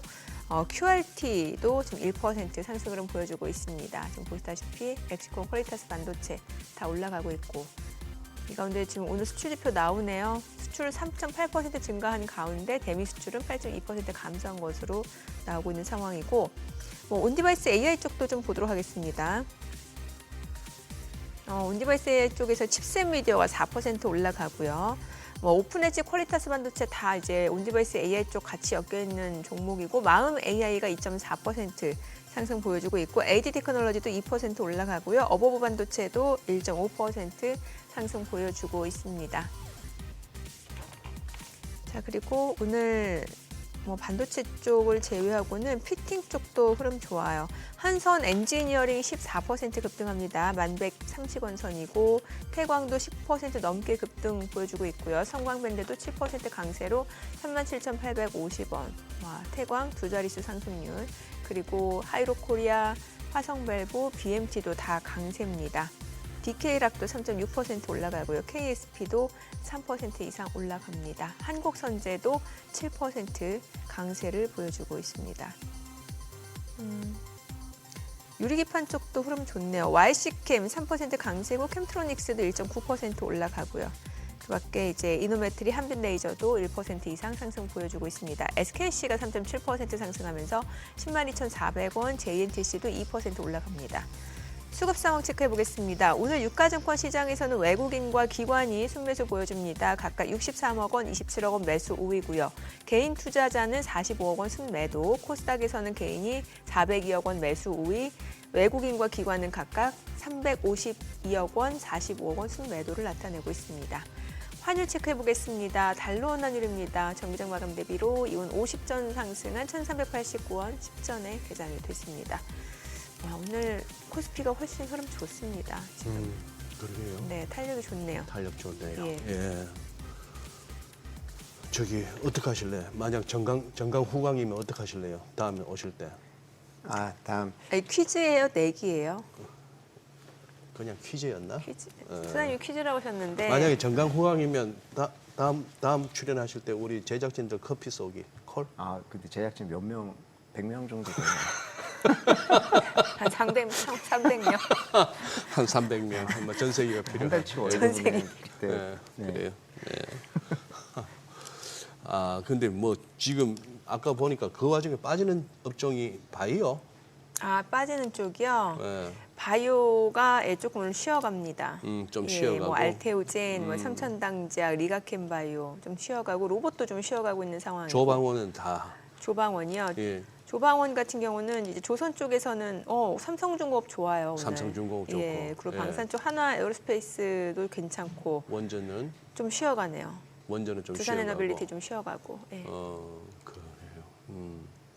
저기는 뭐 어제 뭐 JYP 좀 뛰는 것 같던데 엔터 쪽은 제가 모든 종목을 다 관심 종목에 등록하지는 않아서 네, 아마 나올 거예요 지금 화면에. 나올 예, 거예요? JYP 아, 엔터 나올 겁니다. 엔터주 예, 혼조 세네요 혼조. JYP는 떨어지고. 뭐야 테마인가 저것도? 뭐 어제 뭐 예. 네. 그래요. 우리는 기회 줄 때 빨리 먹고 나오는 게 그렇죠. JYP 그렇죠. 그 엔터 회사 중에 JYP의 CEO가 제일 믿음직한데 왜냐면 박진영은 본인이 제일 잘났다라고 생각하기 때문에 그렇죠. 이제 계속 무대에도 올라가고 그랬었잖아요. 그렇죠. 그 아침에 루틴이나 이런 거 그 막 방송 나와서 하는 거 보면 아, 저 사람은 딴 생각을 안 하는 사람인 것 같다는 생각은 좀 들어서. 집에 따로 이제 그 짐도 차려놓고. 네, 네. 그 뭐 아침에 먹는 그 오일도 올리브 종류별로 있잖아요. 네. 올리브 오일이랑. 네. 저도 아침에 올리브 오일 먹거든요. 저도 지금 한지 한 일주일 됐어요. 아 근데 저는 이제 몇 달 됐는데 네. 그러면 무슨 현상이 생기냐면 나중에 그 이탈리안 레스토랑 가면서 빵이랑 올리브 오일 주잖아요. 그거 먹을 때 그거를 먹을 때 약 먹는 느낌이에요. 아 그래요? 네, 그러니까 아침에 약 먹듯이 먹으니까 네. 어디다 보는데 이게 왜 이렇게 맛이 없지? 봤더니 제가 약 먹는 마음으로 먹고 있더라고요. 그런 게 있어요. 네. 자 그래. 그래서 아니 저기 그래요. 우리 시장 뭐 걱정 없네요. 환율이 그냥 뭐 뚝뚝 안 떨어져서 그런데 이 와중에 수급 기관별 수급도 수급 동량도 왔다 갔다 할 것 같고. 근데 아까 신기하네. 자막으로 나왔습니다만 우리 뭐 초순 10일까지 대미 수출이 저렇게 8%대로 줄었는데 전체 수출은 늘었다. 그러면 딴데 야 그래도 대미 수출이 저만큼 줄었는데 전체적으로 수출이 저만큼 늘었다는 것은 대단하네요. 다른 또래는 많이 갔다는 얘기인데.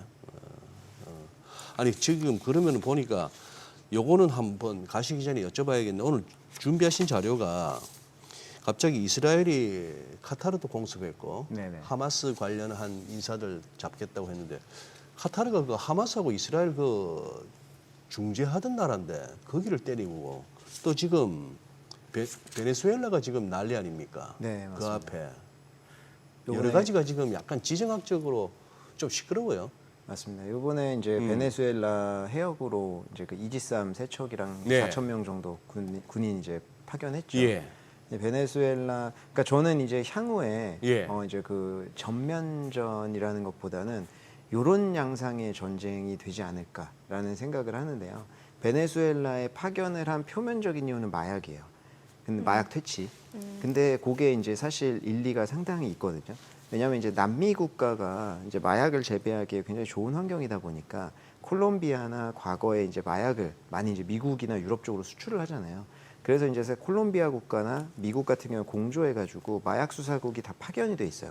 그래서 그런 것들을 같이 단속을 하면서 마약 유통을 좀 줄인 효과가 있었는데 베네수엘라 같은 경우에는 차베스 정권이 90년대 후반에 들어오면서 본인이 이제 독재를 해야 되다 보니까 콜롬비아 반정부랑 같이 결탁하거든요.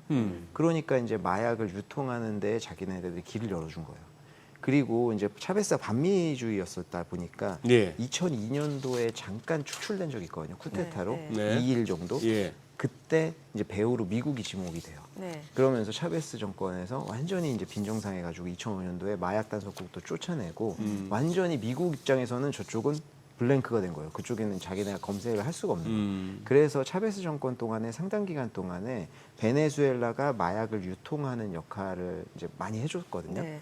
근데 이게 이제 마두로 정권으로 넘어오면서 네. 유통을 벗어나서 재배까지 하기 시작한 거예요. 아하. 네, 그리고 여전히 미국이랑 협조를 안 하고 그래서 이제 트럼프 대통령이 계속 마두로 대통령이 이제 그 마약 카르텔에 연루되어 있다 이런 얘기하는 게 이제 저희가 그냥 트럼프 대통령의 그동안의 행보를 보면 되게 막말하는 것 같잖아요. 그런데 그게 일리가 있다. 왜냐하면 1998년도인가 그때 베네수엘라 군 정권 수뇌부가 연관이 되어 있던 사건이 드러난 적이 있어요. 그렇다 보니까 실질적으로 재배랑 유통하는 데 정부가 연루되어 있다. 이런 가능성들이 굉장히 많이 나오죠. 그렇다 보니까 마약 퇴치를 얘기를 했는데 사실 이제 속내에는 원유가 있는 것 같아요. 지금 저희가 오늘 CPI가 나오겠지만 최근에 원유 가격이 굉장히 안정적이잖아요. 예. 아까 말씀하셨듯이 뭐 이스라엘이 또 카타르 공습하고 도하 공습하고 해가지고 원유가 살짝씩 뛰기는 하지만 사우디아라비아에서 상당히 계속 계속 이제 그 증산하겠다고 하고. 증산해 주거든요. 네. 그렇다 보니까 이제 원유 가격이 되게 안정적인데 이 원유 가격이 내년까지도 되게 중요할 것 같아요. 왜냐하면 지금 CPI에서 다른 분야는 크게 떨어지지 않는데 원유가 많이 떨어져서 CPI 낮춰진 효과가 있단 말이에요.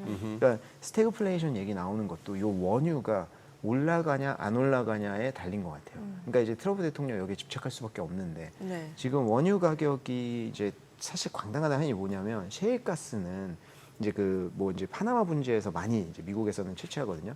근데 거기에 이제 그 브레이크 이븐 있죠. 그 이제 그 손익분기점 그게 한 62에서 63달러 정도 돼요. 그러니까 지금 수준이랑 비슷한 거예요. 사우디아라비아는 90불 넘어갑니다. 사우디아라비아는 이미 본인들이 적자를 보고 증산해 주는 거예요. 근데 이제 셰일가스가 이제 미국에서 많이 나오니까 그게 핵심이잖아요. 이 셰일가스의 손익분기점이 지금 간당간당 하는데 지금 요새 트럼프 대통령이 지금 현대차 그런 일도 있었지만 계속 그런 명분으로 해서 노동자 쫓아내고 있어요. 1월부터 7월까지 해가지고 미국의 이민자가 120만 명이 사라졌거든요. 네. 그러니까 그게 이제 불법일 수도 있고 합법일 수도 있어요. 그런 사람들이 없어지니까 지금 그 파나마 분지가 있는 장소가 어디냐면은 미국의 남부 쪽이에요.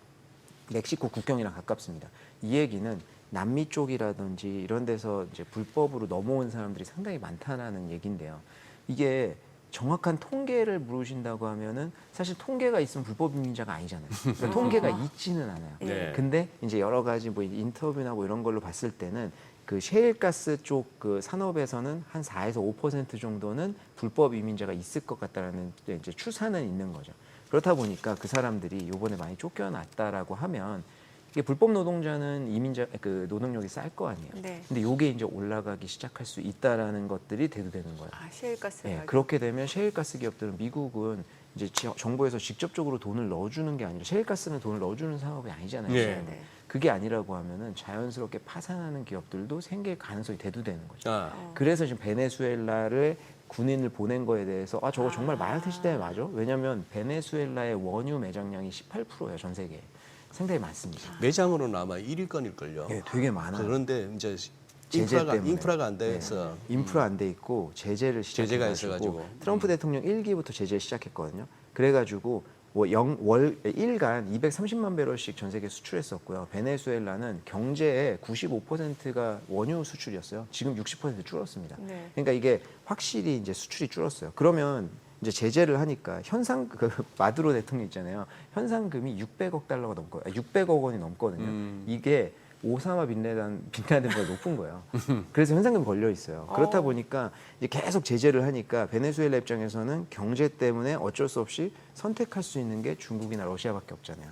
중국이나 러시아로 또 수출을 하는 이런 상황이 있는 거죠. 그렇다 보니까 미국 입장에서는 마약 퇴치도 있지만 이 원유에 대해서 본인들이 컨트롤하고 싶은 욕심이 되게 커요. 그래서 그랑 비슷한 시기에 트럼프 대통령이 또 내놓은 게 이제 베네수엘라산 원유 수입하는 국가에 우리 25% 관세 매길 거야, 막 이런 거 나왔거든요. 네. 그런 것도 결국엔 중국이나 이런 데 간접적으로 겨냥한 거죠. 그러니까 이게 일타쌍피라고도 할 수 있어요. 그러니까 트럼프 마약, 입장에서. 이제 사실 지지 쪽에서는 마약 퇴치한다고 하니까 너무 명목은 그렇죠. 좋고요. 그리고 두 번째는 그 이제 뭐 그 스페니쉬 계열들 있잖아요. 네. 남미에서 넘어온 이제 남미에서 미국으로 불법 이민자든 협법 이민자가 됐든 넘어온 사람들은 결국에 자기네 국가에서 독재 정권이 들어섰던 이래서 도망 나온 사람들이거든요. 그러니까 그 정권이 무너졌으면 하는 그 세력들이 되게 많아요. 그렇죠. 지지층도 확보할 수 있죠. 예. 트럼프 입장에서는. 근데 이제 미국이나 아니 그러니까 러시아나 중국을 견제하는 데에도 좀 굉장히 중요한 수단이에요. 그러니까 그러니까 중국 같은 경우에는 베네수엘라에 이제 그 아까 인프라 말씀하셨는데 그런 생산 시설도 많이 들어가 있거든요. 네. 근데 이렇게 제재해 버리면 그런 생산 시설도 이제 끊겨 버리고 요런 이제 일타상피의 역할들이 좀 있는 건데 향후에는 아마 요런 갈등이 상당히 많이 나오지 않을까 요런 생각이 드는 거죠. 이쪽 뉴스도 계속 체크를 해봐야겠네요. 맞습니다. 근데 사실 지금 단기적으로 더 저는 조금 소름이 돋는 뉴스는 그건 것 같아요. 폴란드에 그 러시아에서 이번에 드론이 폴란드 넘어가가지고 네. 폴란드에서 침공시켰잖아요. 네. 네. 근데 요게 이제 어떤 의도가 있냐? 실수로 넘어갔을 수도 있죠, 예, 진짜. 예. 근데 폴란드는 2차 세계대전 때도 본인들이 가장 먼저 침공받았기 때문에 되게 예민하거든요. 여기에. 네. 그래서 국방비 많이 올리는 예. 건데 요번에 러시아가 잠깐 넘어가서 당했잖아요. 예. 근데 나토 국가들끼리는 그게 맺어져 있어요. 우리 동맹국이 공격받으면 우리 다 같이 참전. 그렇죠. 요게 되어 있거든요. 그러니까 러시아 입장에서는 실수일 수도 있지만 간 보는 걸 수도 있어요. 나토가 진짜로 액션 취하나? 움직이는지. 네, 한 번씩 툭툭 쳐보는 거죠. 그러니까 사실 저는 이게 조금 더 무서운 뉴스 아닌가 그런 생각합니다. 베네수엘라는 직접적으로 부딪힐 수 있는 가능성은 상당히 낮아요. 근데 이게 이제 가능성이 대두되는 이유가 뭐냐면 2020년도에 기드온 작전이라는 게 있었거든요. 예. 그때 미국의 군사 용병들이랑 이제 반 베네수엘라의 세력 있잖아요. 결탁해가지고 60명이 마두로 체포하겠다고 들어갔어요. 근데 실패했어요. 그래가지고 그 당시에 미국인 2명 체포당하고 6명인가 사망했거든요. 예. 이게 뭐 우리는 그렇게 크게 밝혀지지 않았지만 아. 트럼프 정권 내려온 다음이었어요. 그래가지고 그 당시에 이거 미국이 보낸 거다. 근데 이제 여러 가지 설이 있지만 왜냐하면 그 당시에도 현상금 붙어 있었잖아요. 그러니까 현상금을 노린 거다라는 얘기도 있지만 지금 밝혀지는 게 미국의 공식 문서 조금씩 밝혀지는 거예요. 그러니까 실질적으로 마두로 대통령을 내리려고 했던 거죠. 그때 네. 트럼프 대통령이. 그러고 나서 이제 그 바이든 대통령이 베네수엘라 제재를 좀 풀어줬잖아요. 그때 풀어준 방식이 뭐였냐면 그러니까 아까 인프라 말씀하셨는데 쉘이 거기 들어가가지고 그 석유 원유회사 거기가 이제 인프라 깔고 있었거든요. 그거 제재하면서 다 중단된 거예요. 그 쉘은 엄청나게 손해 봤었잖아요. 그거를 풀어준 거예요. 근데 이것도 풀어준 게 이유가 있어요. 그때 이제 그 체포됐던 2명 풀렸는데 이제 그 인플레이션을 낮추다 원유가 너무 중요하니까 바이든 대통령 같은 경우에도 당연히 우리가 먼저 생각하는 거 공급 늘리는 거잖아요. 공급 늘리려고 노력했습니다. 그래서 사우디아라비아 갔어요. 빈살만 왕세자 만나가지고 아 우리 이거 지금 전 세계적으로 코로나 힘든 상황이니까 우리 근데 바이든 대통령이 막 공식적으로 빈살만 욕하고 그랬거든요. 부통령 시절에. 그래도 둘이 사이가 안 좋아요. 그래서 우리 그 과거는 있고 본인만 있는 거지만 하여튼 과거는 있고 우리가 좀 잘해보자. 그래서 우리 증산 좀 해줘 이러니까 빈살만 알겠다 왕세자가 알겠다고 하고 비행기 뜨자마자 감산했어요. 그래가지고 그때 공급 증가는 할 수가 없는 상황이었어요. 왜냐하면 본인 정권이 또 석유 시추 이런 것들이 아니다 보니까. 그래가지고 그때 어쩔 수 없이 베네수엘라를 풀어주면서 원유를 조금 증가시킨 게 있고요. 그 당시에 미국 비축유, 그 정부에서 비축하는 비축유가 완전히 바닥났었어요. 그냥 그런 식으로 이제 원유 가격 낮추려 노력 많이 했었고. 딸 트럼프도- 유튜브 안 하세요? 저요? 네. 아니 뭐 옛날에 했었는데 아니, 왜냐하면 저희가 이제 아쉬운 게 지금 저희 생방송이라서 얘기가 너무 아유. 재밌는데 괜찮습니다. 집에 가는 길에 혼자 얘기하면 돼요.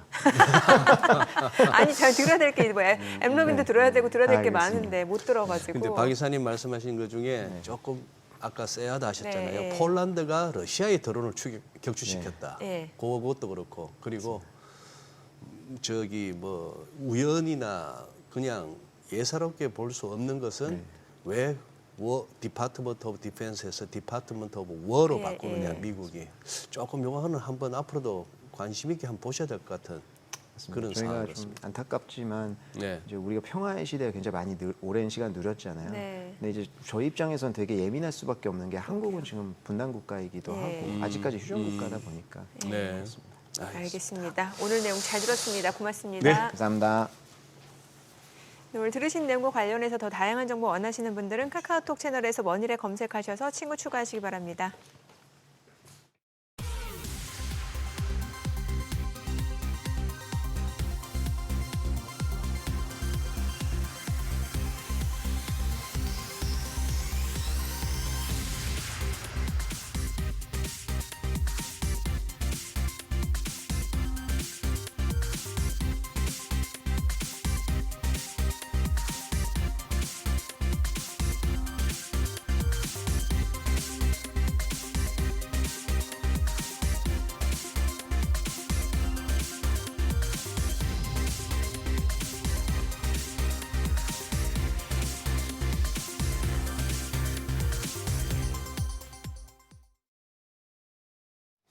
네, 이 시각 시황입니다. 간밤 뉴욕 증시 AI 반도체주의 약진으로 S&P 500과 나스닥 지수도 사상 최고치를 경신했습니다.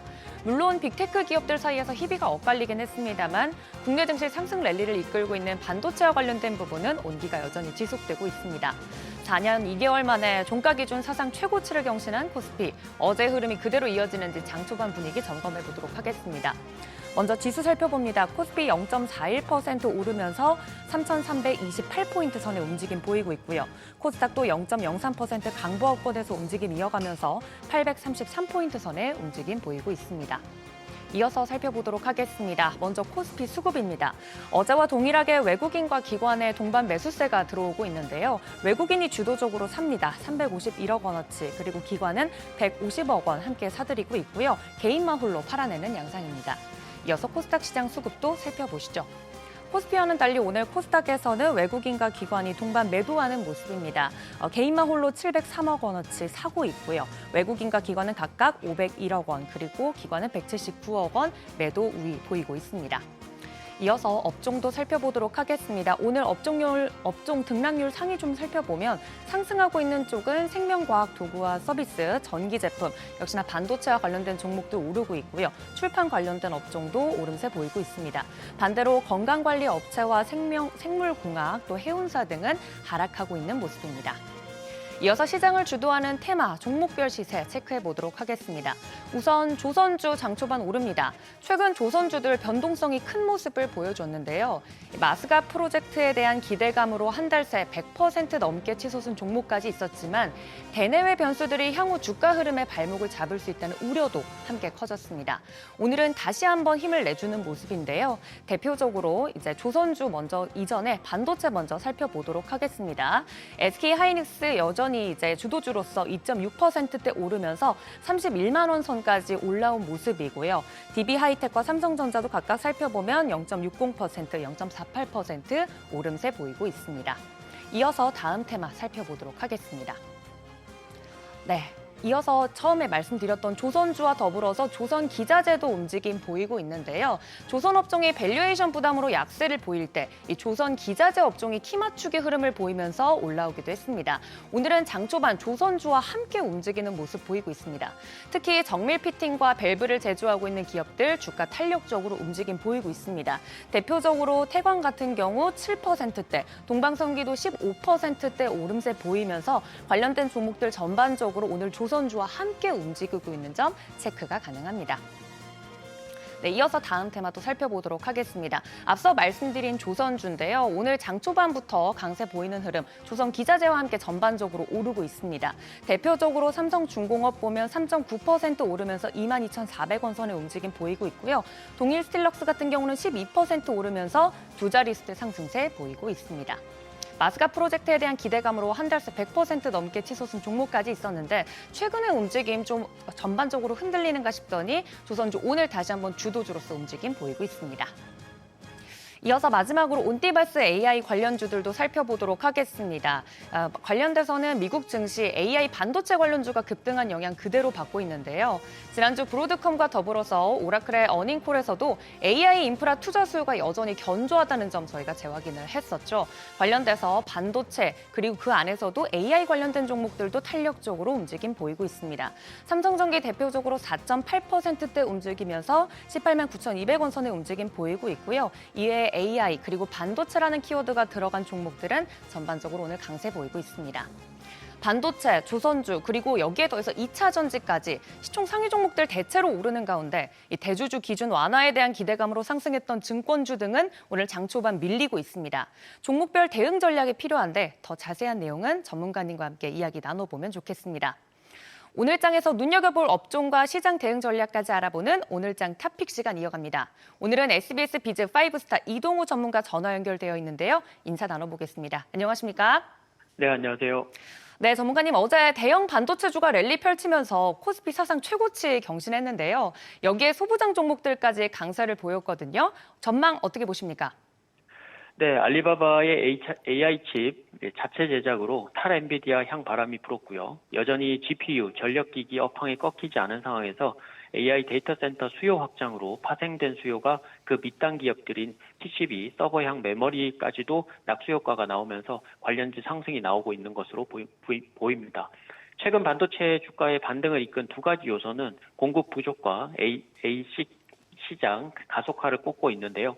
AI 서버 수요의 강세 속에서 HDD 업계는 훗날 발생할 수 있는 eSSD의 침투율 확대에 대비하여서 보수적으로 공급 기조를 보이고 있는데 AI 서버향 수요 성장과 맞물리면서 공급 업계는 원가 하락으로 인해서 수익성 개선이 되고 있고 HDD 가격 강세와 함께 인상 시도가 이어지면서 낸드 가격은 3분기에 전분기 대비 최대 10%까지 상승이 예상이 됩니다. 또한 브로드컴이 오픈AI를 신규 고객으로 유치하는 데 성공하면서 오픈AI의 참전으로 ASIC 시장 성장이 내년에는 더욱더 가속화될 기반이 마련되었는데요. 기존 ASIC 시장이 구글과 아마존 웹서비스 AWS 중심 시장이었다면 이 성장을 가져올 수 있는 주체가 오픈AI로 확장되면서 HBM 시장과 AI 데이터 센터 시장에서 낙수 효과가 예상이 됩니다. 미국의 시게이트와 웨스턴 디지털은 사상 최고가를 경신했고요. 어제 오라클이 사상 최대 경신을 또다시 했습니다. 국내에서는 이수페타시스, TLB의 사상 최고가 경신에 이어서 원익 IPS와 하나마이크론 등이 연중 신고가를 돌파하면서 관련주 낙수 효과는 확대될 전망으로 보여집니다. 네, 이런 대표주들 이외에도 반도체 소부장주 중에서는 눈여겨볼 만한 종목이 또 따로 있을까요? 네, 관심을 가지고 있는 것 중에서는 심텍과 삼성전기인데요. 심텍은 반도체 칩과 메인보드를 연결하는 고성능 반도체 패키지 기판을 생산하고 있고 이 제품은 CPU, GPU, 서버용 AI 가속기 등에 특화되어 있어서 AI 생태계 확산에 기판 수요가 늘면서 수혜가 가능한 종목입니다. AI 칩이 고도화될수록 복잡한 패키징 기술이 필요한데 기술 장벽이 높은 과점 시장을 맡고 있고 엔비디아가 도입하는 쏙겜 시장 확장에도 기판 수요가 증가해서 여러 상승 모멘텀이 존재하고 있습니다. 기술적으로는 이번 주 연중 신고가 돌파 이후에 이전 3개월 동안 정체되어 있던 박스권 상단의 지지력을 테스트하는 구간으로 접근은 시가부터 해서 28,000원, 1차적인 목표가는 35,000원, 2차 목표가는 4만원, 손절가는 26,500원을 제시해드리고요. 두 번째는 삼성전기입니다. 오늘도 상승을 하고 있는 것으로 풀이가 되는데요. 삼성그룹에서 카메라 모듈 담당과 AI 서버용 MLCC를 담당하고 있어서 테슬라향 반도체 수혜 기대감도 여전히 있습니다. 일반 서버 대비해서 10배의 전력 소비량이 높은 AI 데이터 센터에 고용량 MLCC가 탑재될 것으로 예상이 되어서 수혜가 예상이 되고요. 메이저 MLCC 업체들의 가동률이 90%대에 진입했음에도 불구하고 보유 재고량은 적정 수준을 하회하면서 공급 부족 현상이 하반기부터는 심화될 것으로 보이는데 26년에는 22년의 실적과 수주 고점을 AI 서버 덕분에 돌파할 것으로 예상이 됩니다. 기술적으로는 작년 최고가를 최근 돌파 후에 지지력을 테스트한 구간으로 진입은 시가에서 17만 원, 그리고 1차 목표가는 20만 원, 2차 목표가는 23만 원, 손절가는 15만 5천 원을 제시해드리도록 하겠습니다. 네, 종목별 가격 전략까지 자세하게 이야기 들어봤습니다. 오늘 말씀 고맙습니다. 지금까지 업종과 대응 전략 알아봤습니다.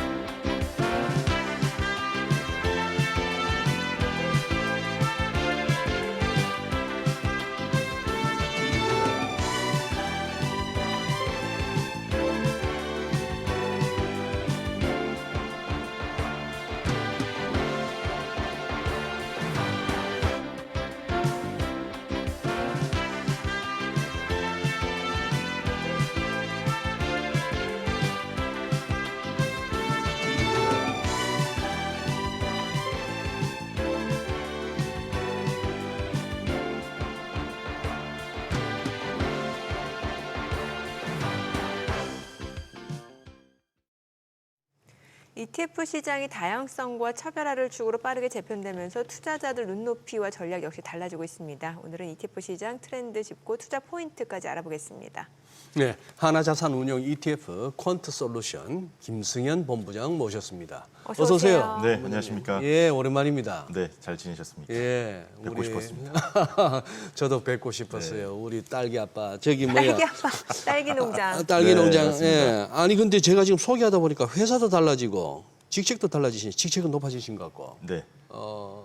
언제 옮기셨어요? 제가 올해 2월 3일 날 네. 옮겼습니다. 아, 그래요? 네네네. 꽤 되셨네요.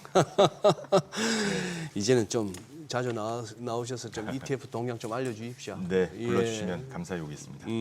아니 이게 벌써 200조가 넘었어요? 230조까지 와, 성장을 진짜 빠르다. 했습니다. 예. 정말 이 ETF 산업이 뭐 다른 어떤 산업보다 굉장히 빠르게 성장하고 있는데 네. 저희가 이 CAGR이라고 하죠. 한 연평균 성장률을 보게 되면은 한 46%, 그러니까 1년에 AUM이 한 45%씩 매년 증가한다라고 얘기를 하고 있고 이미 올해 한 9월이지 않습니까? 올해 9월에 이런 성장 그 금액이 1년 동안 작년 한 해 이 성장한 금액보다 올해 9월까지 성장한 금액이 더 클 정도이고요. 네. 그다음에 또 올해 6월에 또 이재명 대통령께서 취임하시면서 그 자본시장 활성화, 그러니까 코스피 5천 얘기를 직접 말씀하셨는데 그러고 얘기를 하면서 그 ETF를 직접 매수하는 그런 것도 직접 알려져 있고 오늘 또 이소영 의원이 직접 인터뷰에서 밝힌 것처럼 5천만 원을 더 ETF로 투자하겠다라고 얘기를 한 만큼 ETF가 좀 더 이렇게 많은 분들이 활용하시는 그런 국민 재테크 수단 중에 하나로 이렇게 성장하고 있는 것 같습니다. 네. 그러면 지금 좀 유망하게 보고 있는 섹터는 어느 쪽이세요? 네, 최근에 좀 분위기가 좋긴 한데 저희가 하나를 꼽자면은 중국 제조업을 굉장히 좀 유심 있게 굉장히 좀 잘 보고 중국 있습니다. 제조업. 예. 맞습니다. 네. 사실 중국이 최근에 한두 달 동안 주가가 많이 오른 상황이긴 한데요. 예. 갑자기 이렇게 오른 건 아닙니다. 사실 올해 초부터 좀 힌트들은 좀 있었습니다. 올해 1월에 굉장히 시장에 쇼크를 줬던 게 바로 딥시크입니다. 네, 딥시크의 이 개발 비용이 한 100억 원이 좀 안 되는 걸로 알려져 있습니다. 근데 제미나이라든지 아니면 챗 GPT는 1,000억 이상의 개발 비용이 좀 나오는 것으로 알려져 있는데 기능은 좀 비슷하고요. 올 초에 이런 딥시크 쇼크, 그다음에 시진핑 주석이 미국의 샤오미라든지 딥시크라든지 알리바바 같은 그런 이 빅테크들의 수장을 한번 모았었고, 그다음에 최근에 그 중국 표준 또는 중국 제조업 2035, 그러니까 10년 단위로 중국은 제조업 정책을 발표를 하는데 중국 제조업 2035를 발표를 하면서 제조업에 관련해서 정부가 적극적으로 육성하겠다는 그런 강력한 의지까지 밝히기도 했습니다. 그래서 향후 하반기에는 뭐 여러 좋은 전망 있는 섹터들이 있습니다만 저희가 중국 제조업에 대한 관심이 좀 더 필요하다 그렇게 보고 있습니다. 아니 저도 소문은 듣고 있어요. 요즘 우리 김성인 본부장님 저 샤오미 네. 샤오미 엄청나게 지금 마케팅 중이시라고. 네, 맞습니다. 샤오미는 아마 최근 몇 달간은 이 대한민국에서 샤오미 거의 좀 꿈에 나올 정도로 예. 샤오미에 대해서 많이 보고 있는데, 근데 저희가 샤오미를 바라보는 거는 단순히 뭐 물건이 어떻다, 네. 뭐 전기차가 어떻다, 보조 배터리가 어떻다 그런 개념이 절대 아닙니다. 네. 저희는 자본시장에 있고 저희 자산 운용사이기 때문에 이 기업이 정말 글로벌 경쟁력을 갖고 있는지, 그다음에 이 기업의 성장성은 어떻게 되는지 또는 순이익이 얼마가 늘고 있는지에 대한 관점으로 저희가 자본시장의 관점으로 봤는데 예. 앞서 말씀드린 중국 제조업이라는 관점들, 그다음에 최근에 젠슨왕 CEO가 언급했던 게 이 피지컬 AI에 대한 관심이 매우 높아지고 있습니다. 그러니까 AI가 아시는 건 이 핸드폰에 그냥 챗 GPT만 하려고 AI를 만든 건 아니지 않습니까? 네네네. 이렇게 있는 사물에 저희가 실제적으로 로봇이라든지 아니면 다른 저희가 실생활에 쓰이는 거에서 이 AI가 도입이 돼야 되는데 이 하드웨어에 대한 굉장히 강점을 가지는 중국 제조업 기업, 그다음에 소프트웨어 생태계도 샤오미가 상당합니다. 자체 OS도 갖고 있고, 그다음에 이 샤오미라는 기업이 전 세계에서 4번째로 이 3나노 반도체를 전 세계 4번째 애플, 퀄컴, 대만의 미디어텍, 그다음에 샤오미에 의해서 만든 것처럼 한국 분들이 좀 이 샤오미를 단순히 보조 배터리 또는 이 가성비 기업으로 알고 있는데 이 기업은 굉장히 장기적으로 이 하이퍼 OS와 같이 소프트웨어와 그다음에 그들이 워낙 잘하는 이 제조업을 연결하는 하나의 생태계를 구축하기 위해서 많은 노력을 기울였고 그러한 것들이 굉장히 최근에 성과로 나오는 것 같습니다. 그리고 주가도 올 초에 11불, 12불이었는데 홍콩 달러로 60불까지 오른 것처럼 저는 주가는 거짓말하지 않는다라고 생각을 하고 있습니다. 그래서 국내 투자자분들이 투자 관점에서 이 기업에 대한 좀 더 많은 관심이 있으면 좋을 것 같습니다. 그럼 이거 샤오미 홍콩 증시에 상장돼 있으니까 직접 투자하면 되는 거 아니에요? 맞습니다. 직접 예. 투자 너무 좋은 말씀해 주신 게 예. 직접 투자가 가능하긴 한데요. 예. 홍콩 같은 경우는 최소 매수 이 주식 수가 정해져 있습니다. 그러니까 샤오미 같은 경우는 200주 단위로 매수를 해야 되는데 200주. 네, 샤오미 지금 주가를 60불 정도요? 지금 한 60불, 55불 정도 되는데 예. 대략적으로 계산을 하게 되면 한 55불 200만 원 잠깐만요. 정도. 홍콩 달러, 홍콩 달러입니다. 기준. 예, 홍콩 달러입니다. 홍콩 달러 요즘 얼마죠? 한 180, 190 정도 하는 걸로 알고 있는데 제가 이 환율을 좀 전에 계산해 보니까 한 190만 원 정도가 있어야 200주 사는데. 200주를 사는데 그 정도 돈이 필요합니다. 그러니까 참고로 샤오미 같은 경우는 서학개미, 뭐 중학개미, 뭐 이렇게 홍콩개미 이렇게 많이 말씀하시는데 홍콩개미도 있어요. 홍학개미라는 표현도 있긴 한데 중학개미 중에서 보유 금액 압도적 1위, 그다음에 순매수 금액 압도적 1위가 바로 샤오미입니다. 그러니까 그런 주당 제한에도 불구하고 많은 분들이 관심을 갖고 있는데 아니 그게 조금만 네. 디테일하게 예. 샤오미라서 200주입니까? 아니면 홍콩 증시에서는 뭐든지 200주 이상 사야 됩니까? 홍콩 증시에서는 100주 이상입니다. 100주 그래서 이상. 어떤 종목은 200주, 아. 어떤 종목은 300주인데 예. 샤오미는 200주. 200주다. 맞습니다. 이게 홍콩이 참 한국 시장은 자본 시장에 대해서 사실 접근이 굉장히 용이하지 않습니까?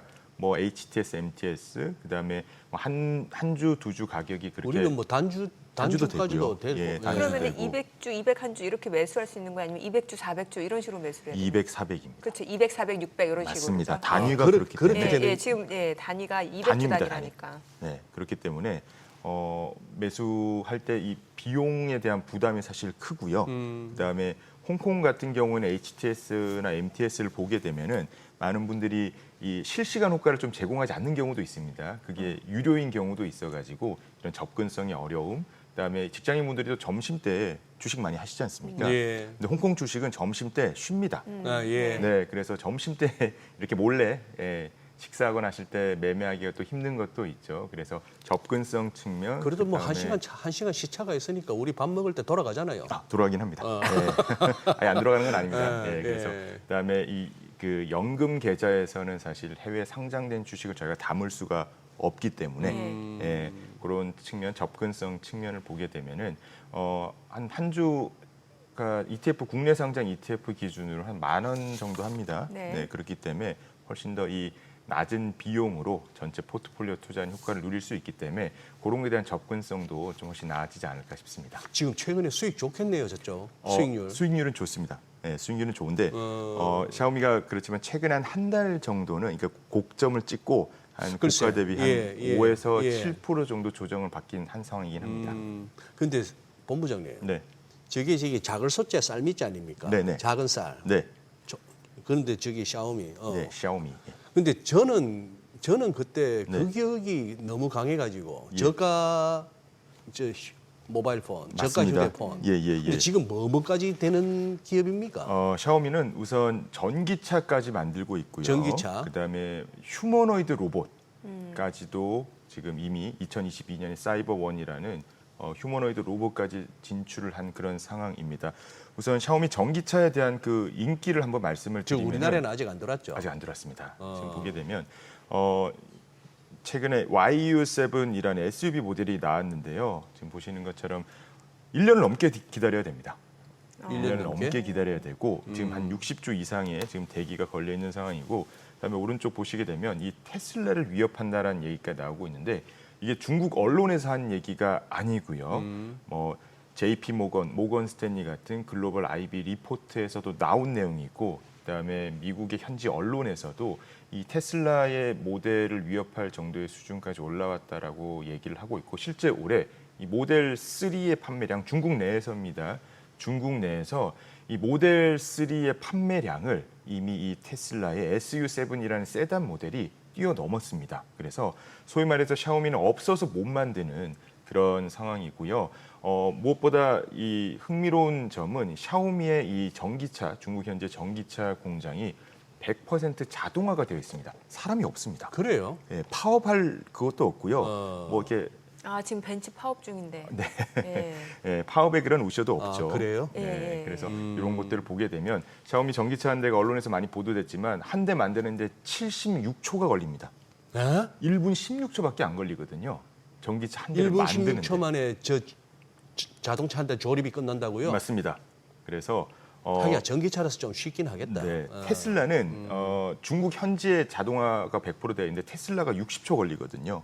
근데 샤오미가 76초 걸린다는 거는 테슬라가 전기차를 양산한 지 한 10년 정도, 조금 지났나요? 예, 그 시점인데 샤오미 같은 경우는 작년에 본격적인 양산을 했는데 이미 테슬라가 큰 차이 없을 정도로 이 생산 속도가 올라왔다는 거는 정말 이 기업이 만드는 거 하나만큼은 정말 타의 추종을 불허한다라고 보고 있고 아하. 그리고 이 기업이 굉장히 놀라운 게 왼쪽에 이 사양도 나와 있는데 샤오미의 YU7이라는 모델의 그 사양과 테슬라 모델 7의 사양을 보시게 되면 가격은 테슬라보다 조금 더 싸고요. 대신에 뭐 배터리 종류, 주행 거리, 출력, 뭐 제로백 같은 대부분의 사양에서는 오히려 테슬라 앞서는 상황입니다. 그래서 이 기업이 단순히 뭐 저가형 모델만 만든다, 가성비 만한다라는 거는 오해라고 생각을 하고 있고, 근데 이 회사가 좀 더 진심인 게 2027년에 예. 유럽의 전기차 시장에 진출하겠다 선언했는데 이 오른쪽 굉장히 유명한 분을 직접 영입을 했습니다. 이분이 이 카이 랑거라는 분인데요. BMW의 이 전기차 모델인 i 시리즈의 디자인을 총괄한 그런 수석 디자이너입니다. 뭐 디자이너는 i 시리즈의 모든 디자인이 이분이 하신 건데 네. BMW 20년 이상 근무하신 분인데 이분을 샤오미가 스카웃을 했습니다. 어허. 근데 스카웃을 했는데 중국에서 이렇게 근무하라고 하면 이분이 당연히 샤오미를 안 오시겠죠. 네. 예, 바로 R&D 센터, 샤오미 R&D 센터가 위치한 독일의 미넨에서 근무하는 조건으로 이미 출근을 시작을 했습니다. 그러니까 이 기업이 단순히 그냥 뭐 중국 스타일로 유럽에 다 시장에 진출하겠다가 아니라 뭐 인도에 스마트폰 진출한 것과 마찬가지로 철저한 이런 현지화를 통해서 정말 진심을 다해서 시장에 도전하는 모습을 보게 되면 한국에서 단순히 샤오미라는 기업을 우리가 조금 낮게 평가하는 게 아닌가라는 저희가 생각을까지 하고 있고요. 그다음에 제가 아까 이 차 같은 경우 만드는 데 76초가 걸린다 말씀드렸는데 없어서 못 파는 상황인데 이 기업의 주가의 핵심은 이 전기차를 얼마나 빠르게 양산해서 이걸 고객들한테 인도하느냐입니다. 지금 한 달에 3만 대 정도 지금 인도를 하고 있는데 이 오른쪽 표에서 보시는 것처럼 2026년까지 연간 한 40만 대 정도의 캐파를 만들려고 하고 있는데 만드는 즉시 이미 판매가 예정이 되어 있기 때문에 이 기업이 양산 능력을 만약에 갖추게 되면은 훨씬 더 높은 성장의 기회가 있지 않을까 그렇게 저희가 기대를 하고 있습니다. 지금 저 수치들이 다 저 중국 내 내수죠. 맞습니다. 중국 내수입니다. 네, 내수 예. 기준이고 가격 경쟁력이 있나 봐요, 아무래도. 가격 경쟁력이 있는데 이 기업이 굉장히 재밌는 것은 저가로 모델하지 않습니다. 저가 경쟁이 아니고 오히려 4천만 원, 5천만 원대. 그래요? 네, 가격이 싸지가 않습니다. 비아디 같은 기업들은 오히려 낮은 가격으로 승부를 해서 마진율이 높지가 않은데 이 기업 같은 경우 올해 8월 중순에 발표한 전기차 내에서 이런 마진율은 테슬라보다 훨씬 더 높습니다. 마진율 자체가. 예. 그래서 오히려 저가형 모델이 아니라 가격 그 스펙은 다른 다른 BM 차량과 비슷한데 가격은 조금 낮은 그런 정책으로 하고 있기 때문에 이 기업이 전기차 시장에 단순히 가격 경쟁력만으로 하는 게 아니라 프리미엄 모델 또는 기술력 그다음에 디자인으로 승부하는 게 오히려 굉장히 저희가 주목해야 되는 그런 변화라고 생각하고 있습니다. 진짜 저 품질 관리 측면에서 믿어도 됩니까? 저 배터리가 좀 안 터질까요? 맞습니다. 근데 사고가 아예 안 난다라고 말씀을 드릴 수는 없을 것 이미 같습니다. 3월 달에도 한 번 났었습니다. 한 번 났었어요. 났었고 인명사고도 있었고. 맞습니다. 예. 작년에도 사고가 났었는데 예. 제가 말씀을 드리고 싶은 거는 사고가 솔직히 아예 안 난다는 거는 좀 말이 안 되는 것 같습니다. 네. 과거에 BMW도 그랬고 저희 몇 년 전에 한국에서 불이 나가지고 네. 기억 혹시 나실지 그때 지하철 모르겠는데 주차장. 한참 그랬었죠. 네, 그때 뭐 특정 그 광화문의 주차장에는 BMW 주차 금지. 그때 BMW를 샀었어야 됩니다. 그때 뭐 샀어야 무이자 할부하고 많이 하긴 했었는데 네, 그런 사례도 좀 있었고 그다음에 테슬라도 사고가 사실 안 난 게 아닙니다. 근데 제가 말씀드린 유독 많이 났습니다. BMW 브랜드만 뉴스에 나왔어요. 네, 뉴스에 좀 많이 다른 데는 났고. 마치 불 안 나는 것처럼. 맞습니다. 그리고 뭐 테슬라도 사고가 없었던 것도 아닙니다. 한국의 유명 연예인이 미국에서 테슬라 모델을 타다가 사고가 난 적도 있었습니다. 네. 근데 제가 말씀드리는 거는 사고가 났을 때 이후의 대처가 저는 더 중요하다 생각하고 있습니다. 작년 하반기에 그 샤오미에서 자동 주차의 소프트웨어를 업그레이드를 하면서 한 80여 대의 그 승용차가 샤오미 전기차가 소프트웨어 업그레이드 된 걸 쓰다가 사고가 났습니다. 네. 그때 바로 다음 날에 예. 샤오미 CEO 레이진 회장이 예. 모든 비용을 다 변상하겠다. 아하. 뿐만 아니라 그 주차하다가 이렇게 주차 벽도 긁히고 하지 않습니까? 예. 그 건물주의 파손된 건물까지 우리가 다 배상하겠다라고 아. 바로 다음 날 밝히고 실제로 배상이 다 빠르게 마무리가 되고 소프트웨어의 오류를 잡아서 바로 업데이트를 바로 했고요. 올해 3월 달에 사고가 났을 때도 바로 우리가 가장 중요한 것은 안전이다라고 직접 밝히고 사고 수습을 CEO가 나서서 했고요. 그다음에 그 사고가 났을 때 그 프레임 단위로 모든 사고 기록들 다 공개를 했습니다. 이런 측면 좀 보게 될 때 사고가 아예 안 난다는 건 사실 저는 말이 안 된다고 생각하고 대신에 사고가 났을 때 이후에 얼마나 네. 빠르게 그 기업이 대처하는지를 보게 되면은 저희가 이 기업이 결국 그 물건 하나만큼은 정말 잘 만드는 기업입니다. 그런 걸 보게 될 때 결국은 다 사고율이 낮아지고 좀 더 업그레이드된 시스템, 그다음에 하드웨어가 나을 것으로 생각하고 있습니다. 그러니까 결과적으로 지금 샤오미를 좋게 보시는데 네. 이제 샤오미는 사실 ETF 투자를 하려면 보통 이제 여러 기업들이 속해 있잖아요. 네네네. 그런데 이번에 그 샤오미 단일 기업에 투자한 ETF 출시했다라는 거죠. 맞습니다. 샤오미가 사실 굉장히 좋은 기업이긴 한데 다른 상장된 국내 운용사 다른 ETF는 샤오미를 원 오브 댐으로 사실 표현하고 있습니다. 예. 여러 10개 기업 중에 하나인데 저희 하나자산운용 원큐 ETF에서는 샤오미 밸류체인 액티브라는 ETF를 상장함에 따라서 한 25% 정도는 샤오미에 투자를 하고요.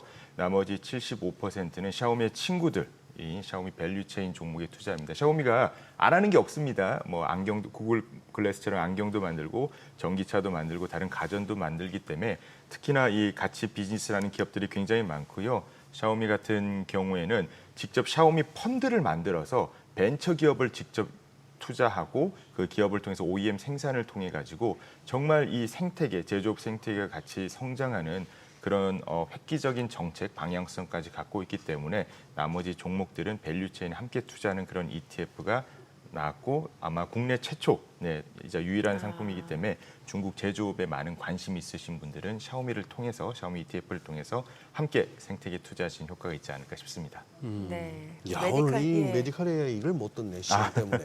또 나오시면 되죠. 네, 그러니까. 나오셔서 예, 그때 요 얘기 좀 해주세요. 예, 메디컬 알겠습니다. AI 아주 재밌을 네. 것 같은데. 네. 네. 오늘 내용 여기까지 듣겠습니다. 예, 고맙습니다. 고맙습니다. 감사합니다.